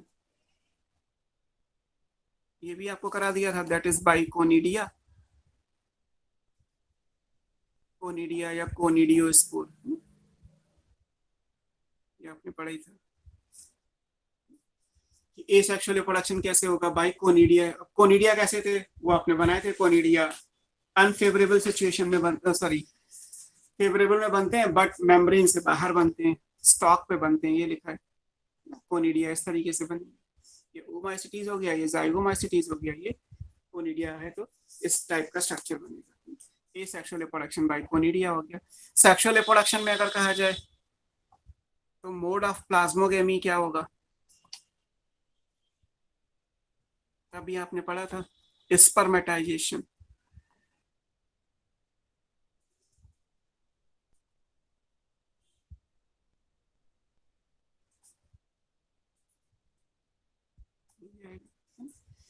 अब इनके अंदर एक एडवांसमेंट है।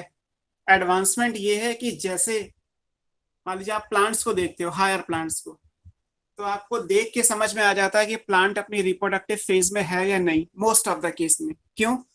क्योंकि जैसे ही आपको फ्लावर दिखाई देता है तो आपको पता है कि प्लांट का रिप्रोडक्टिव फेज स्टार्ट हो गया, और जब फ्लावरिंग नहीं होती तो आपको पता है कि प्लांट का वेजिटेटिव फेज है।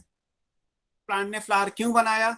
क्योंकि वो वेजिटेटिव पार्ट से रिप्रोडक्टिव पार्ट को अलग करना चाहता है, मे बी कि वो पॉलिनेशन की वजह से अलग हो या किसी और वजह से भी। बट एक नॉर्मल केस में कहा जाए तो हम यूजुअली जिसमें फ्लावर दिख जाता है तो हम समझ जाते हैं कि हाँ ये फ्लावरिंग फेज आ गई, रिप्रोडक्टिव फेज आ गई, रिप्रोडक्शन हो जाएगा, फ्रूट बन जाएगा, फ्रूट टूट के गिर जाएगा, ट्री वैसे का वैसे ही रह जाएगा। ऐसे ही हायर फंगी में क्या होता है, मींस एस्को और इसके बाद बेसिडियम। सेक्सुअल रिप्रोडक्शन का जब टाइम आएगा ना तो आपने जैसे बनाया था आज की क्लास के हिसाब से, मोनोकैरियोटिक माइसीलियम, गैमीट्स बन गए, प्लाज्मोगेमी हो गई, डाइकैरियन बन गया। अब क्या होगा, डाइकैरियन का जो स्ट्रक्चर बनेगा, जो डाइकैरियोटिक माइसीलियम का जो स्ट्रक्चर बनेगा वो मेन फंगी के माइसीलियम से अलग हो जाएगा, मॉर्फोलॉजिकली वो अलग से दिखाई देगा। That structure is called fruiting bodies, क्योंकि वो सेक्सुअल रिप्रोडक्शन के टाइम पे बना। डाइकैरियोटिक माइसीलियम केवल सेक्सुअल रिप्रोडक्शन के टाइम पे बनता है, ओनली इन हायर फंगी। तो एक अलग से स्ट्रक्चर बन जाता है फ्रूटिंग बॉडी। जो फ्रूटिंग बॉडी बेसिकली होती है वो पूरी तरीके से डाइकैरियोटिक फेज को ही रिप्रेजेंट करती है। डाइकैरियोटिक फेज को ही आप क्या बोलते हैं, फ्रूटिंग बॉडी, और वो मेन माइसीलियम से अलग होती है। मतलब जुड़ी तो होगी लेकिन मेन माइसीलियम अलग है। जैसे किसी कैटल पे मान लीजिए अभी आपने लिखा कैटल डंग पे कॉर्पोफिलस फंगी ग्रो करती हैं, एस्कोबोलस एंड पेजाइजा। तो कैटल डंग के अंदर, जहाँ पे कैटल डंग का ढेर लगा होगा, उसके अंदर जो माइसीलियम होगा वो सारा मोनोकैरियोटिक होगा।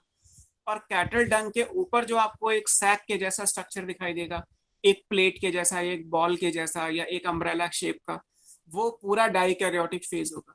रिप्रोडक्शन खत्म हो जाएगा, ऊपर का जो डाइकैरियोटिक फेज है वो हट गया, जैसे फ्लावर टूट के गिर जाता है, फ्रूट टूट के गिर जाता है, नीचे का जो माइसीलियम है वो वैसे का वैसे ही पड़ा रहेगा।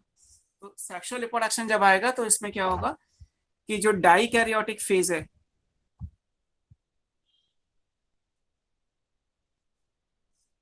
This is represented by fruiting body.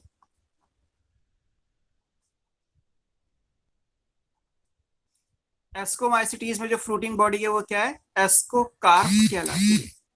Fruiting body को हम क्या बोलते हैं, एस्कोकार्प बोलते हैं। तो जो एस्कोकार्प है किसी भी फंगी के लिए, एस्कोमाइसिटीज के फंगी के लिए, वो एस्कोकार्प बेसिकली क्या है, वो उसकी डाइकैरियोटिक स्टेज है। एस्कोकार्प के दिखने का मतलब है कि वो फंगी अपने सेक्सुअल रिप्रोडक्शन में एंटर कर चुकी है और डाइकैरियोटिक फेज स्टार्ट हो गई, क्योंकि कैरियोगेमी डिले हो गई। फ्रूटिंग बॉडी में जैसे ही कैरियोगेमी पूरी हो जाएगी, मियोसिस पूरी हो जाएगी, स्पोर निकल जाएंगे, वो फ्रूटिंग बॉडी सूख के अलग हो जाएगी, नीचे का जो माइसीलियम है वो वैसे का वैसा ही छूट जाएगा। इस तरीके का स्ट्रक्चर आपको जो है वो यहाँ पे समझ में आएगा।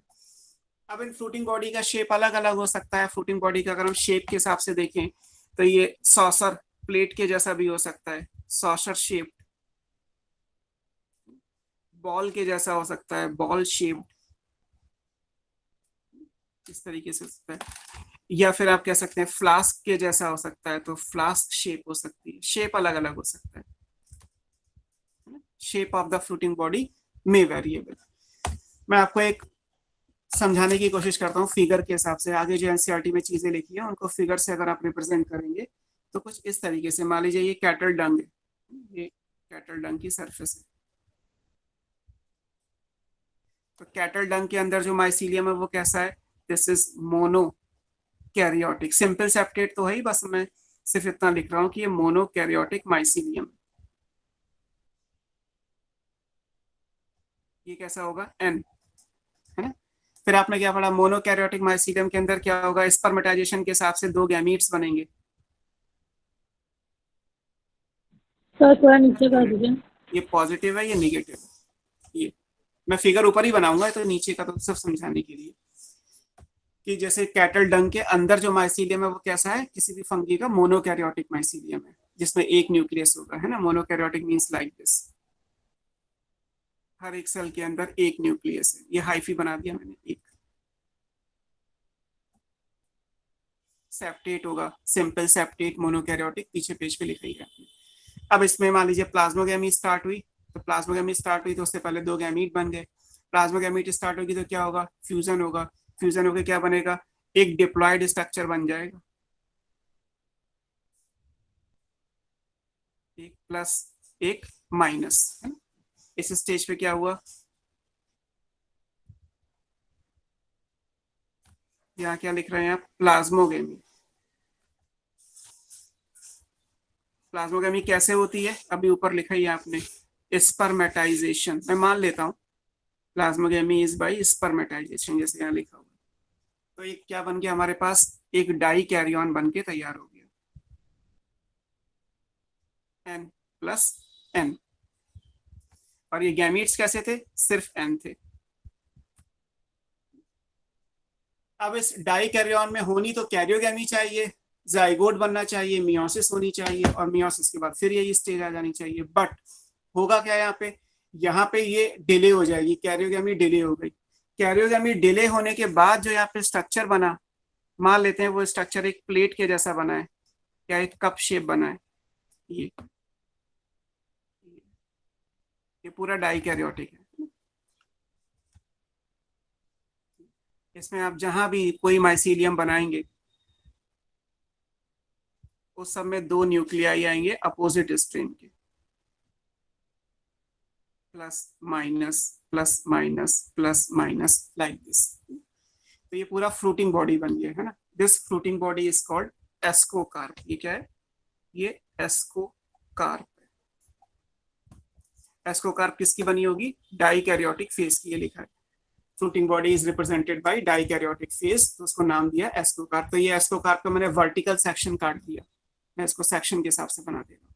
तो ये यहाँ पे जितनी भी सेल्स आएंगी वो सारी सेल्स कैसी होंगी, n+n वाली, पूरी डाइकैरियोटिक माइसीलियम को रिप्रेजेंट करें। अब मान लीजिए इसके अंदर, जैसे यहाँ भी मान लीजिए कोई ये डाइकैरियोटिक टर्मिनल डाइकैरियोटिक सेल है, लास्ट वाली, मुझे जिनकी जरूरत है मैं केवल वो बना लेता हूँ, बाकी होने को तो यहाँ पे थाउजेंड्स ऑफ सेल्स होंगी। बट ये भी डाइकैरियोटिक है, ये भी डाइकैरियोटिक है, ये भी डाइकैरियोटिक है। मान लीजिए इसके ऊपर जो सेल बनी है लास्ट, ये भी डाइकैरियोटिक है, इस तरीके से। ये प्लस है, ये माइनस, ऐसे यहाँ भी ये प्लस होगी, ये माइनस, ये प्लस, ये minus. Each and every cell is of same nature. और यहाँ पे बहुत सारी होंगी, थाउजेंड्स। मैंने केवल 3 बनाए क्योंकि मुझे अपने फिगर के हिसाब से 3 में चीजें समझा देनी है आपको। ऐसे नीचे भी सब डाई, ये पूरा स्ट्रक्चर ही जो भी इस कैटल डंग के ऊपर बनेगा वो सब डाइकैरियोटिक होगा। कैटल डंग के नीचे जो बनेगा वो मोनोकैरियोटिक होगा। ऐसे बनता है। इस सेल को, जो टर्मिनल सेल है, ये थोड़ी सी बड़ी होती है, इलोंगेटेड होती है, इस सेल को हम बोलते हैं एस्कस, है ना। और प्लूरल लिखोगे तो क्या आएगा, एसआई। एनसीईआरटी में लिखोगे तो लिखा है एस्कोकार्प कंसिस्ट ऑफ न्यूमरस मतलब बहुत सारे, एस्कस सिंगल है, और अगर आप इसको प्लूरल में लिखोगे तो ये SI कहलाएगी, ASCI। तो फिलहाल ये एक बना है, तो ये क्या बना है, एस्कस बना है। एस्कस के अंदर न्यूक्लियस कैसे है, N+N। अगर मान लें, क्योंकि रिप्रोडक्शन कभी ना कभी तो पूरा होगा, मान लो 2 महीने का टाइम ये इसी फेज में रहा, अब फ्रूटिंग स्टेज खत्म होने वाली है, तो खत्म होने से पहले क्या होगा, इसमें कैरियोगेमी कंप्लीट हो जाएगी। तो जब इसमें कैरियोगेमी कंप्लीट हो जाएगी तो ये सेल कैसी बन जाएगी, डिप्लॉइड, इसमें न्यूक्लियस फ्यूज हो गया। एस्कस कैसा है, N+N है। अगर इस एरो पे लिखा है कैरियोगेमी, कैरियोगेमी, अगर कैरियोगेमी पूरी हो गई तो अब ये सेल क्या कहलाएगी, now this is called ascus mother cell. इसको क्या बोलते हैं, एस्कस मदर सेल बोलते हैं। और अब ये कैसी हो गई, डिप्लॉइड, ये 2N बन गया। ये कैसा बन गया, ये 2N टाइप की सेल बन के तैयार हो गई। तो ये कैरियोगेमी पूरी हो गई। अब हमें क्या करना है, एस्कस मदर, जो एस्कस थी अब वो क्या कहलाएगी, एस्कस मदर सेल। इसमें N+N था, इसमें ये न्यूक्लियस फ्यूज हो गया, तो अब क्या बन गया, 2N। इधर जगह कम है, मैं इधर एक और बना लेता हूँ, आपके पास हो तो आप वहीं पे बना लीजिए। अब क्या होगा, मान लीजिए मियोसिस भी हो गई इसमें। मियोसिस को आप डबल लाइन से शो करते हैं, रिडक्शन डिवीजन लिखा हुआ है। तो जब इसमें मियोसिस होगी तो क्या होगा, मियोसिस में कितने बनते हैं, 1 से 4 स्पोर बनते हैं। तो 1 से 4 बनेंगे, तो यहाँ पे 4 ऐसे बनेंगे, 1 2 3 4। इसमें से 2 प्लस वाले बनेंगे एक साथ, 2 माइनस वाले एक साथ। मतलब ऐसे नहीं हो सकते कि प्लस माइनस, ये गलत है। और इसका रीजन आपको जेनेटिक्स में पढ़ा दिया जाएगा, मैं ही पढ़ाऊंगा। तो कुछ महीने बाद जब आप जेनेटिक्स पढ़ोगे तो आपको ये समझ में आ जाएगा कि क्यों ऐसा होता है कि एस्को स्पोर्स का arrangement plus plus minus minus, या उल्टा लिख लीजिए माइनस माइनस प्लस प्लस, ये तो हो सकता है। लेकिन प्लस माइनस ऐसे नहीं हो सकता, ऑल्टरनेटिंग नहीं हो सकते। उसका रीजन है डिफाइंड, वो हम बाद में देखेंगे। अभी आप मान लीजिए मैंने जैसे लिखा था कि 2 पॉजिटिव 2 निगेटिव, तो 2 पॉजिटिव है 2 निगेटिव। इनको क्या बोलते हैं फिर आप, मियोसिस के बाद जो ये स्ट्रक्चर्स बनेंगे 4, दीज आर कॉल्ड एस्कोस्पोर। इनको क्या बोल रहे हैं, एस्कोस्पोर्स बोल रहे हैं। अब स्पोर देखो वर्ड यहाँ भी आ गया। स्पोर आपने जू स्पोर में पढ़ा, कोनिडियो स्पोर में पढ़ा, और ए प्लानोस्पोर में पढ़ा। ये तीनों एसेक्सुअल स्पोर थे बट हैप्लॉइड थे। फिर अभी आपको सुबह जब ये क्लास स्टार्ट की थी तब पढ़ाया था ओ स्पोर और जाइगोस्पोर। स्पोर वर्ड इनमें भी है और ये सेक्सुअल रिप्रोडक्शन के हैं, लेकिन ये कैसे थे, डिप्लॉइड थे, मल्टी न्यूक्लिएट थे। यहाँ भी आप स्पोर पढ़ रहे हैं, एस्कोस्पोर, बट ये स्पोर कैसा है, ये सेक्सुअल रिप्रोडक्शन का है, सेक्सुअल स्पोर है, बट ये कैसा है, मियोसिस के बाद बना तो कैसा बनेगा, हैप्लॉइड बनेगा, और ये यूनिन्यूक्लिएट है ना। इसको अगर आप डिफाइन करोगे तो एस्कोस्पोर्स कैसे होते हैं, दीज आर हैप्लॉइड, यूनिन्यूक्लिएट, एक न्यूक्लियस वाले हैं, है ना। अगर आप देखोगे तो मेम्ब्रेन के अंदर बने हैं, एंडोजीनसली प्रोड्यूस्ड,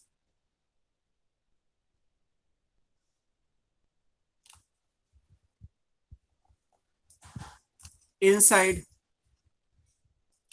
एस्कस, एस्कस के अंदर बने हैं, तो endogenously produce inside ascus. Number या तो 4 होगा या 8 होगा, मैंने फिगर में 4 ही दिखाए, फिक्स है। या तो 4 बनेंगे या 8 बनेंगे, और एक लाइन में होंगे, लीनियरली अरेंज, ये भी फिक्स्ड है, ऊपर नीचे नहीं कर सकते, एक लाइन। 8 बनेंगे तो भी एक लाइन से ही बनेंगे। ये प्रॉपर्टी फिक्स है कि एस्कोस्पोर्स हैप्लॉइड होते हैं, यूनिन्यूक्लिएट होते हैं, एंडोजीनस होते हैं, इनसाइड एस्कस बनते हैं, 4 या 8 नंबर में होंगे, और लाइन से अरेंज होंगे, लीनियरली अरेंज होंगे, है ना। एक ईस्ट को छोड़ के बाकी सब में लीनियर अरेंजमेंट ही होता है, ये फिक्स है। ये एस्कोस्पोर की प्रॉपर्टी है। तो आपको एक तो, और सेक्सुअल तो आप पढ़ ही रहे हैं कि सेक्सुअल रिप्रोडक्शन है, तो सेक्सुअल स्पोर तो ये हो ही गया। तो इस टाइप का स्ट्रक्चर बनेगा। ये जो बना हुआ है ये पूरा एस्कोकार्प का वर्टिकल सेक्शन है, हमने जो बनाया that is vertical section. Sir नीचे वाले पार्ट को स्क्रीनशॉट लेना था। मैं अभी इसको पूरा अरेंज कर दे रहा हूँ, बस अभी एक लाइन और आप समझ लीजिए, फिर ले लीजिएगा स्क्रीनशॉट। ये एस्कोस्पोर्स है, ये सब ड्राई हो जाएगा, रिप्रोडक्शन खत्म होने वाला है, सब सूख जाएगा, ये मेम्ब्रेन टूटेगी और एस्कोस्पोर्स रिलीज होंगे। रिलीज होने के बाद जैसे ही ये किसी सबस्ट्रेट पे गिरेंगे, अगर इनके खाने पीने की जगह ठीक है, तो ये एस्कोस्पोर्स फिर से क्या बना देंगे, मोनोकैरियोटिक माइसीलियम। तो एक तरीके से लाइफ साइकिल पूरी हो जाएगी सेक्सुअल रिप्रोडक्शन की। जर्मिनेशन होगा सेक्सुअल रिप्रोडक्शन के लिए हिसाब से, जर्मिनेशन का मतलब है किसी भी सुटेबल सबस्ट्रेट पे जर्मिनेशन होगा, और उसके बाद जैसे ही जर्मिनेशन पूरा होगा, ये आई थिंक अब आपका स्क्रीनशॉट आ जाएगा, जैसे ही जर्मिनेशन पूरा होगा ये प्रोसेस कंप्लीट हो जाएगा। मैंने जितना भी फिगर में दिखा सकता था आपको दिखा दिया, आपको समझ में भी आई थिंक आ जाएगा इस तरीके से। और नहीं तो एनसीईआरटी में तो पैराग्राफ लिखा हुआ है ना, लिखना बड़ा आसान है लैंग्वेज के हिसाब से, लेकिन इसको समझने की भी जरूरत है कि पहले सबस्ट्रेट के अंदर ऑलरेडी मोनोकैरियोटिक है, उसमें कोई भी गैमीट बन के स्पर्मेटाइजेशन होकर डाइकैरियोटिक सेल बन गई। अब डाइकैरियोटिक स्ट्रक्चर से जितना भी कुछ बनेगा that is all of dikaryotic nature, and that structure is called fruiting body. उसको एक नाम भी दे दिया गया, स्पेशली कॉल्ड एस्कोकार्प। एस्कोकार्प की each and every cell is of dikaryotic. The terminal cell of ascocarp is called asci, ascus, plural लिखोगे तो एसआई। बहुत सारे एसआई एस्कोकार्प के अंदर होते हैं, हर एसआई के अंदर डाइकैरियोटिक स्टेज होगी। At the end of the sexual reproduction karyogamy completes in the ascus. इनमें कैरियोगेमी नहीं होगी, केवल इन्हीं में होगी। तो इनमें से कुछ एस्कस के अंदर कैरियोगेमी हो गई तो एस्कस मदर सेल बन गई, that is of 2n nature. उसमें मियोसिस हो गई तो उसके हिसाब से ये एस्कोस्पोर्स बन गए। एस्कोस्पोर्स हैप्लॉइड होते हैं, लीनियरली अरेंज होते हैं, 4 और 8 इन नंबर होते हैं, एंडोजीनस यानी मेम्ब्रेन के अंदर होते हैं, सेक्सुअल है, हैप्लॉइड है, यूनिन्यूक्लिएट है। ये सारी प्रॉपर्टीज याद रखिए एस्कोस्पोर्स के बारे में। After release and fall on suitable substratum, ascospore germinate करके फिर से मोनोकैरियोटिक माइसीलियम बना देंगे। तो मान लीजिए कि अगर हम फंगी की बात करें, आपने कभी गांव वगैरह में अगर देखा हो, या मे भी इस तरीके से सोचें आप कि गांव में तो बहुत सारे कैटल डंग के ढेर लगे होते हैं, इकट्ठा होता रहता है। तो एस्कोबोलस या पेजाइजा का जो माइसीलियम है थ्रू आउट द ईयर वो इसी फॉर्मेट में रहेगा। जब केवल बारिश आने वाली होती है, जब उन्हें मॉइस्चर बहुत ज्यादा मिलता है, गर्मियों के बाद उन्हें बारिश मिलती है, कैटल डंग गीला होगा, तो उनमें ये सेक्सुअल रिप्रोडक्शन कंप्लीट होगा। कैटल डंग के ऊपर आपको कुछ अम्ब्रेला जैसी या कुछ बॉल के जैसी, कुछ प्लेट के जैसी फंगी दिखाई देंगी। नेचर में आप देखेंगे तो वो इस तरीके से फ्रूटिंग बॉडी दिखाई देगी। अब बारिश खत्म होने वाली है, विंटर आने वाले हैं, विंटर में टेम्परेचर कम हो जाएगा। टेम्परेचर कम होने का मतलब ये है कि फंगी के लिए सुटेबल टेम्परेचर तो हाई होता है। विंटर आने वाली है तो उससे पहले ही, विंटर के आने से पहले ये कंप्लीट हो जाएगा। कैरियोगेमी होगी, मियोसिस होगी, एस्कोस्पोर्स बन गए और वो कैटल डंग पे दूर दूर तक बिखर गए। अब उसके बाद जो भी कुछ होना है कैटल डंग के अंदर होना है, वो तो मोनोकैरियोटिक बन ही जाएगा। टेम्परेचर के हिसाब से अगर आप देखें तो कैटल डंग के ऊपर वाली सरफेस ठंडी होगी, नीचे वाली तो गर्म होगी कंपैरेटिवली, नीचे मोनोकैरियोटिक बनता रहेगा। इसी तरीके से साइकिल कंप्लीट होती रहती है। तो एस्कोस्पोर्स, एस्कोकार्प, एनसीईआरटी में तो एक वर्ड लिखा हुआ है लेकिन इसके बहुत सारे क्वेश्चंस होंगे। एग्जांपल्स रह गए एस्कोमाइसिटीज के, और फिर आगे ये बैसिडियोमाइसिटीज क्लास भी आपको आगे पढ़नी है। अगर 5 मिनट्स है तो मैं एग्जाम्पल और करा देता हूँ ताकि ये क्लास पूरा हो जाए। क्लियर? ले लिया स्क्रीनशॉट आपने, जिसने भी लेना था? Example yes sir. फटाफट, सो दैट कि ये पूरा हो जाए क्लास। एग्जाम्पल में पहला तो एक ईस्ट आएगा। ईस्ट सिंगल सेल का है ना, यूनिसेलुलर है, आपने अभी लिखा था कि ईस्ट सिंगल सेल का है। ईस्ट के बारे में जो भी 2-3 चीजें पढ़नी है वो हम बाद में देख लेंगे, नेक्स्ट क्लास में देख लेंगे, but east is the example. East में जो जीनस आता है वो जीनस क्या है? सैक्रोमाइसिस,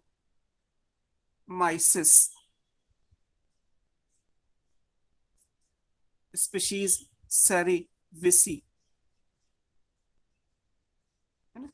ये बेकिंग ईस्ट भी है, या इसको ब्रीविंग इंडस्ट्री में यूज भी करते हैं तो ब्रीवर्स ईस्ट भी कहते हैं। और फिर again back to 12 microbe in human welfare, जहां पे आपको माइक्रोब अगर बेकिंग इंडस्ट्री में यूज हो रहा है तो ईस्ट यूज होगा, दिस वन और यही ईस्ट अल्कोहलिक फर्मेंटेशन में भी यूज होगा और उससे बेवरेजेस भी बनेंगे। अल्कोहलिक बेवरेजेस बनाने के लिए भी यही ईस्ट चाहिए, और ब्रेड या ब्रेड से बनने वाली जो बेकिंग इंडस्ट्री में ब्रेड, बिस्किट्स, लोफ, बन जो भी कुछ बनता है वो इसी से बनता है।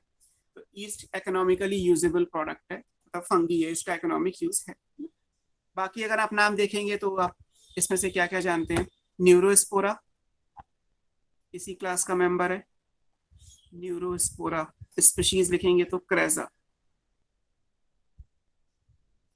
इसको आप बोलते हैं Drosophila of plant kingdom, genetics में इसी का यूज आएगा, ड्रोसोफिला ऑफ प्लांट किंगडम। जैसे एनिमल्स में जेनेटिक्स ड्रोसोफिला पे स्टडी की गई, वैसे ही प्लांट की जो जेनेटिक्स है वो न्यूरोस्पोरा पे स्टडी की गई है, तो इसे आप ड्रोसोफिला ऑफ प्लांट किंगडम कहते हैं। इसका यूज क्या है? It is used in biochemical genetics. Genetics के अंदर ये जो आप मियोसिस पढ़ेंगे आगे, बेसिकली उस मियोसिस की जो डिस्कवरी है कि मियोसिस को कैसे स्टडी किया गया और मियोसिस में एस्कोस्पोर्स का लीनियर अरेंजमेंट का रोल क्या है, वो सब यहाँ से स्टडी किया गया। जैसे अभी मैंने जो फिगर बनाया, बेसिकली वो फिगर न्यूरोस्पोरा से मॉडिफाइड है। न्यूरोस्पोरा के अंदर ऐसा होता है, पहले हमें ये पता चला, उसके बाद हम पता कर पाए कि मियोसिस में 1 से 4 सेल बनेंगी, 2 पॉजिटिव और 2 नेगेटिव ही क्यों बनेंगी, दोनों पॉजिटिव और दोनों नेगेटिव एक साथ ही क्यों आएंगे, लीनियर अरेंजमेंट ही क्यों होगा, वो सब यहाँ से डिस्कवर हुआ। तो बायोकेमिकल जेनेटिक्स में न्यूरोस्पोरा को बहुत यूज किया जाता है, इसलिए न्यूरोस्पोरा इंपॉर्टेंट है ना। पेनिसिलियम आप जानते ही हैं, पेनिसिलियम की अलग अलग स्पीशीज हैं, इसलिए मैं जीनस केवल पेनिसिलियम लिख रहा हूँ। This is used in antibiotic production.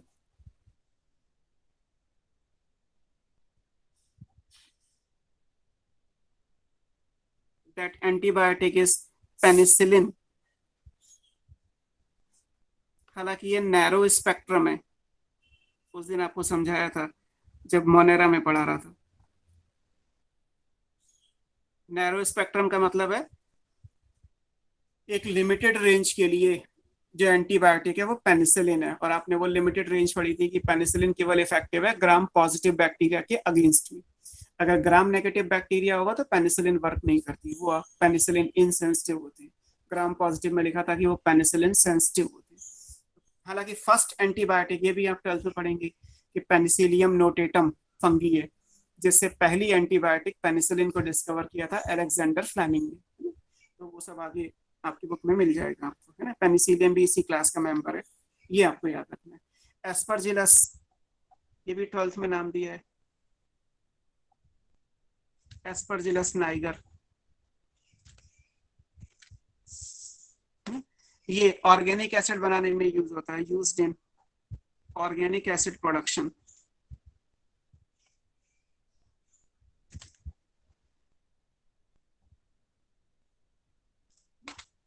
एक पैरासिटिक भी बुक में दी हुई है, क्लेविसेप्स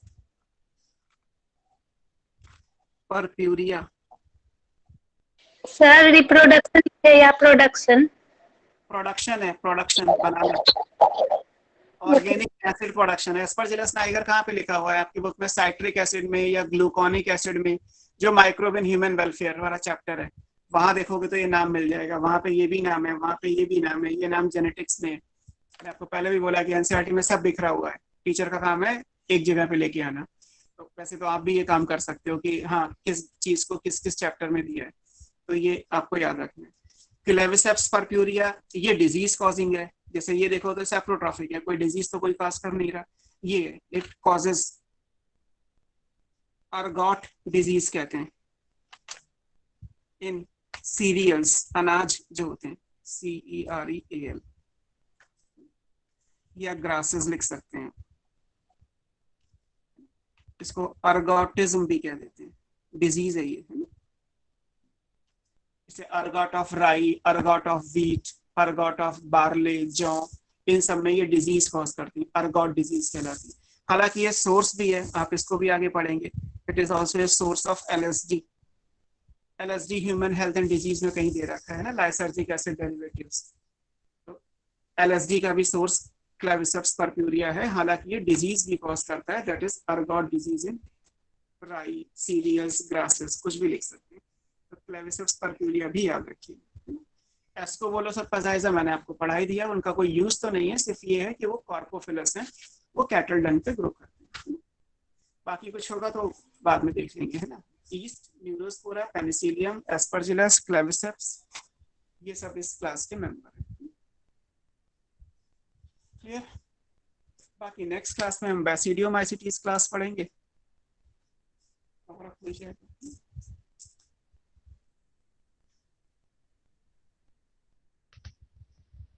चलो ठीक है, मिलते हैं नेक्स्ट क्लास में। आप लोगों ने नीट का फॉर्म तो भरा ही होगा ना? Yes sir. तो ठीक है, उसकी भी प्रिपरेशन करिए। मतलब अभी तो हम पढ़ रहे हैं फिलहाल नेक्स्ट ईयर के लिए, बट इस में देखिए कि भाई जितना तो ये वाला तो नीट एक्सपीरियंस के लिए पढ़ा था मैं। वही एक्सपीरियंस भी इम्पोर्टेंट है ना। हाँ सर, थोड़ा बहुत तो वही सर, सब पता है। मतलब पेपर उतना है भी नहीं कि अपना मतलब उस तरह देना है, तब भी कल रूल्स वूल्स देख के डर लगने लगा था। नहीं वैसा कुछ फियर आ जाता है जब इतना ऑर्गेनाइज्ड वे में सब कुछ लिखा रहता है ना। ऑर्गेनाइज में कुछ नहीं है। मतलब अगर कभी मुझसे पूछा जाता है कि पेपर कैंसिल होना चाहिए नहीं होना चाहिए, मेरे लिए तो बिल्कुल नहीं होना चाहिए। पेपर तो टाइम पे ही होना चाहिए, और पेपर हो ना करने के अलावा कोई ऑप्शन गवर्नमेंट के पास नहीं है। तो मेन चीज ये है कि हाँ थोड़ा सा ये है जरूर कि प्रिकॉशंस के साथ जाना है, सेफ्टी के साथ जाना है। थोड़ा सा ऑकवर्ड हो सकता है कि आप एक प्रॉपर ड्रेसिंग में जा रहे हैं, थोड़ा सा साइकोलॉजिकल प्रेशर आ जाता है कि कोविड का केस चल रहा यस सर, सो वही।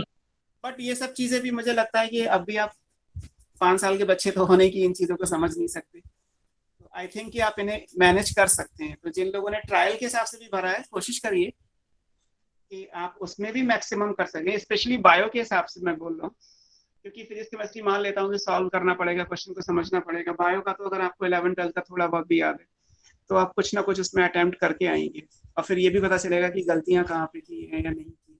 एक ये आइडिया लग जाएगा पेपर से आता है। एक चीज पूछना था सर, अभी हम लोग को अगर जो ट्रायल वाला दे रहे हैं तो हम लोग को सारे क्वेश्चंस नहीं अटेम्प्ट करना चाहिए ना? मतलब नहीं समझ नहीं आ रहा है कि आपके पास ट्रायल है और आपके पास 3 घंटे हैं। 3 घंटे में आप आराम से पहले केमिस्ट्री करिए। केमिस्ट्री में भी आप इनऑर्गेनिक केमिस्ट्री करिए, आप ऑर्गेनिक या फिजिकल क्लास पर जाइए, क्लास से फिजिक्स पे जाइए। तो ये एक तरीका है करने का बायो, और उसके बाद inorganic chemistry, organic chemistry, physical chemistry, last में फिजिक्स। अब इसमें जितने टाइम कर सकते हैं, जो बेस्ट आते हैं वही करें। हाँ जो आपको बेस्ट है। वैसे तो होता है कि ठीक है रेयर सर। स्टूडेंट का इंटरेस्ट फिजिक्स केमिस्ट्री में ज्यादा हो जाता है, बहुत ज्यादा हो जाता है कि वो पहले फिजिक्स में क्यों करें पेपर। लेकिन एक तरीके से गाइडलाइन यही देता हूँ, पहले बायो करना है। और बायो में ये बट लास्ट में पहुंचते पहुंचते फिजिक्स में थक जाते हैं ना। हाँ नहीं वैसे भी बायो में जैसे होता है, पेपर में दूंगा तो एक पहले बबलिंग करूंगा, टिक कर लूंगा पेपर पे, तो लास्ट में बबलिंग करूंगा। होता है कि वो टाइम के लिए, क्योंकि ह्यूमन टेंडेंसी है कि जब आप बबलिंग करने बैठोगे ना तो दोबारा उस क्वेश्चन को पढ़ोगे और उतनी टाइम दोगे, 10-15 सेकंड आप फिर से दोगे उसी क्वेश्चन को, जिसके लिए डैम श्योर थे ये तो इसका आंसर यही आना है, 100% श्योर है, पहले बबल करके उसको टाइम बच जाएगा। Yes sir. भी क्रूशियल होता है। तो इन सब चीजों पे फोकस करेंगे तो अच्छा होगा। प्रिपरेशन वो भी करिए कि इस पेपर को एटलीस्ट यही मान के कि मैक्सिमम लाने हैं और गलत नहीं करना है, मतलब नेगेटिव मार्किंग पे नहीं जाना। फिर ये आपका एक फॉर एग्जांपल मेरे 400 मार्क्स आ गए तो मुझे 400 से 600 तक करने के लिए कितनी मेहनत चाहिए, क्योंकि जनरल कैटेगरी में 600 से नीचे मार्क्स आ रहे हैं तो आप मान के चलिए कि एडमिशन में कोई चांसेस लक बेसिस पे भले हो जाएं, अदरवाइज तो आपको जनरल कैटेगरी में 600 प्लस मार्क्स चाहिए। ये सब चीजें हैं। चलो नेक्स्ट क्लास में देखते हैं। Thank you sir. Okay bye.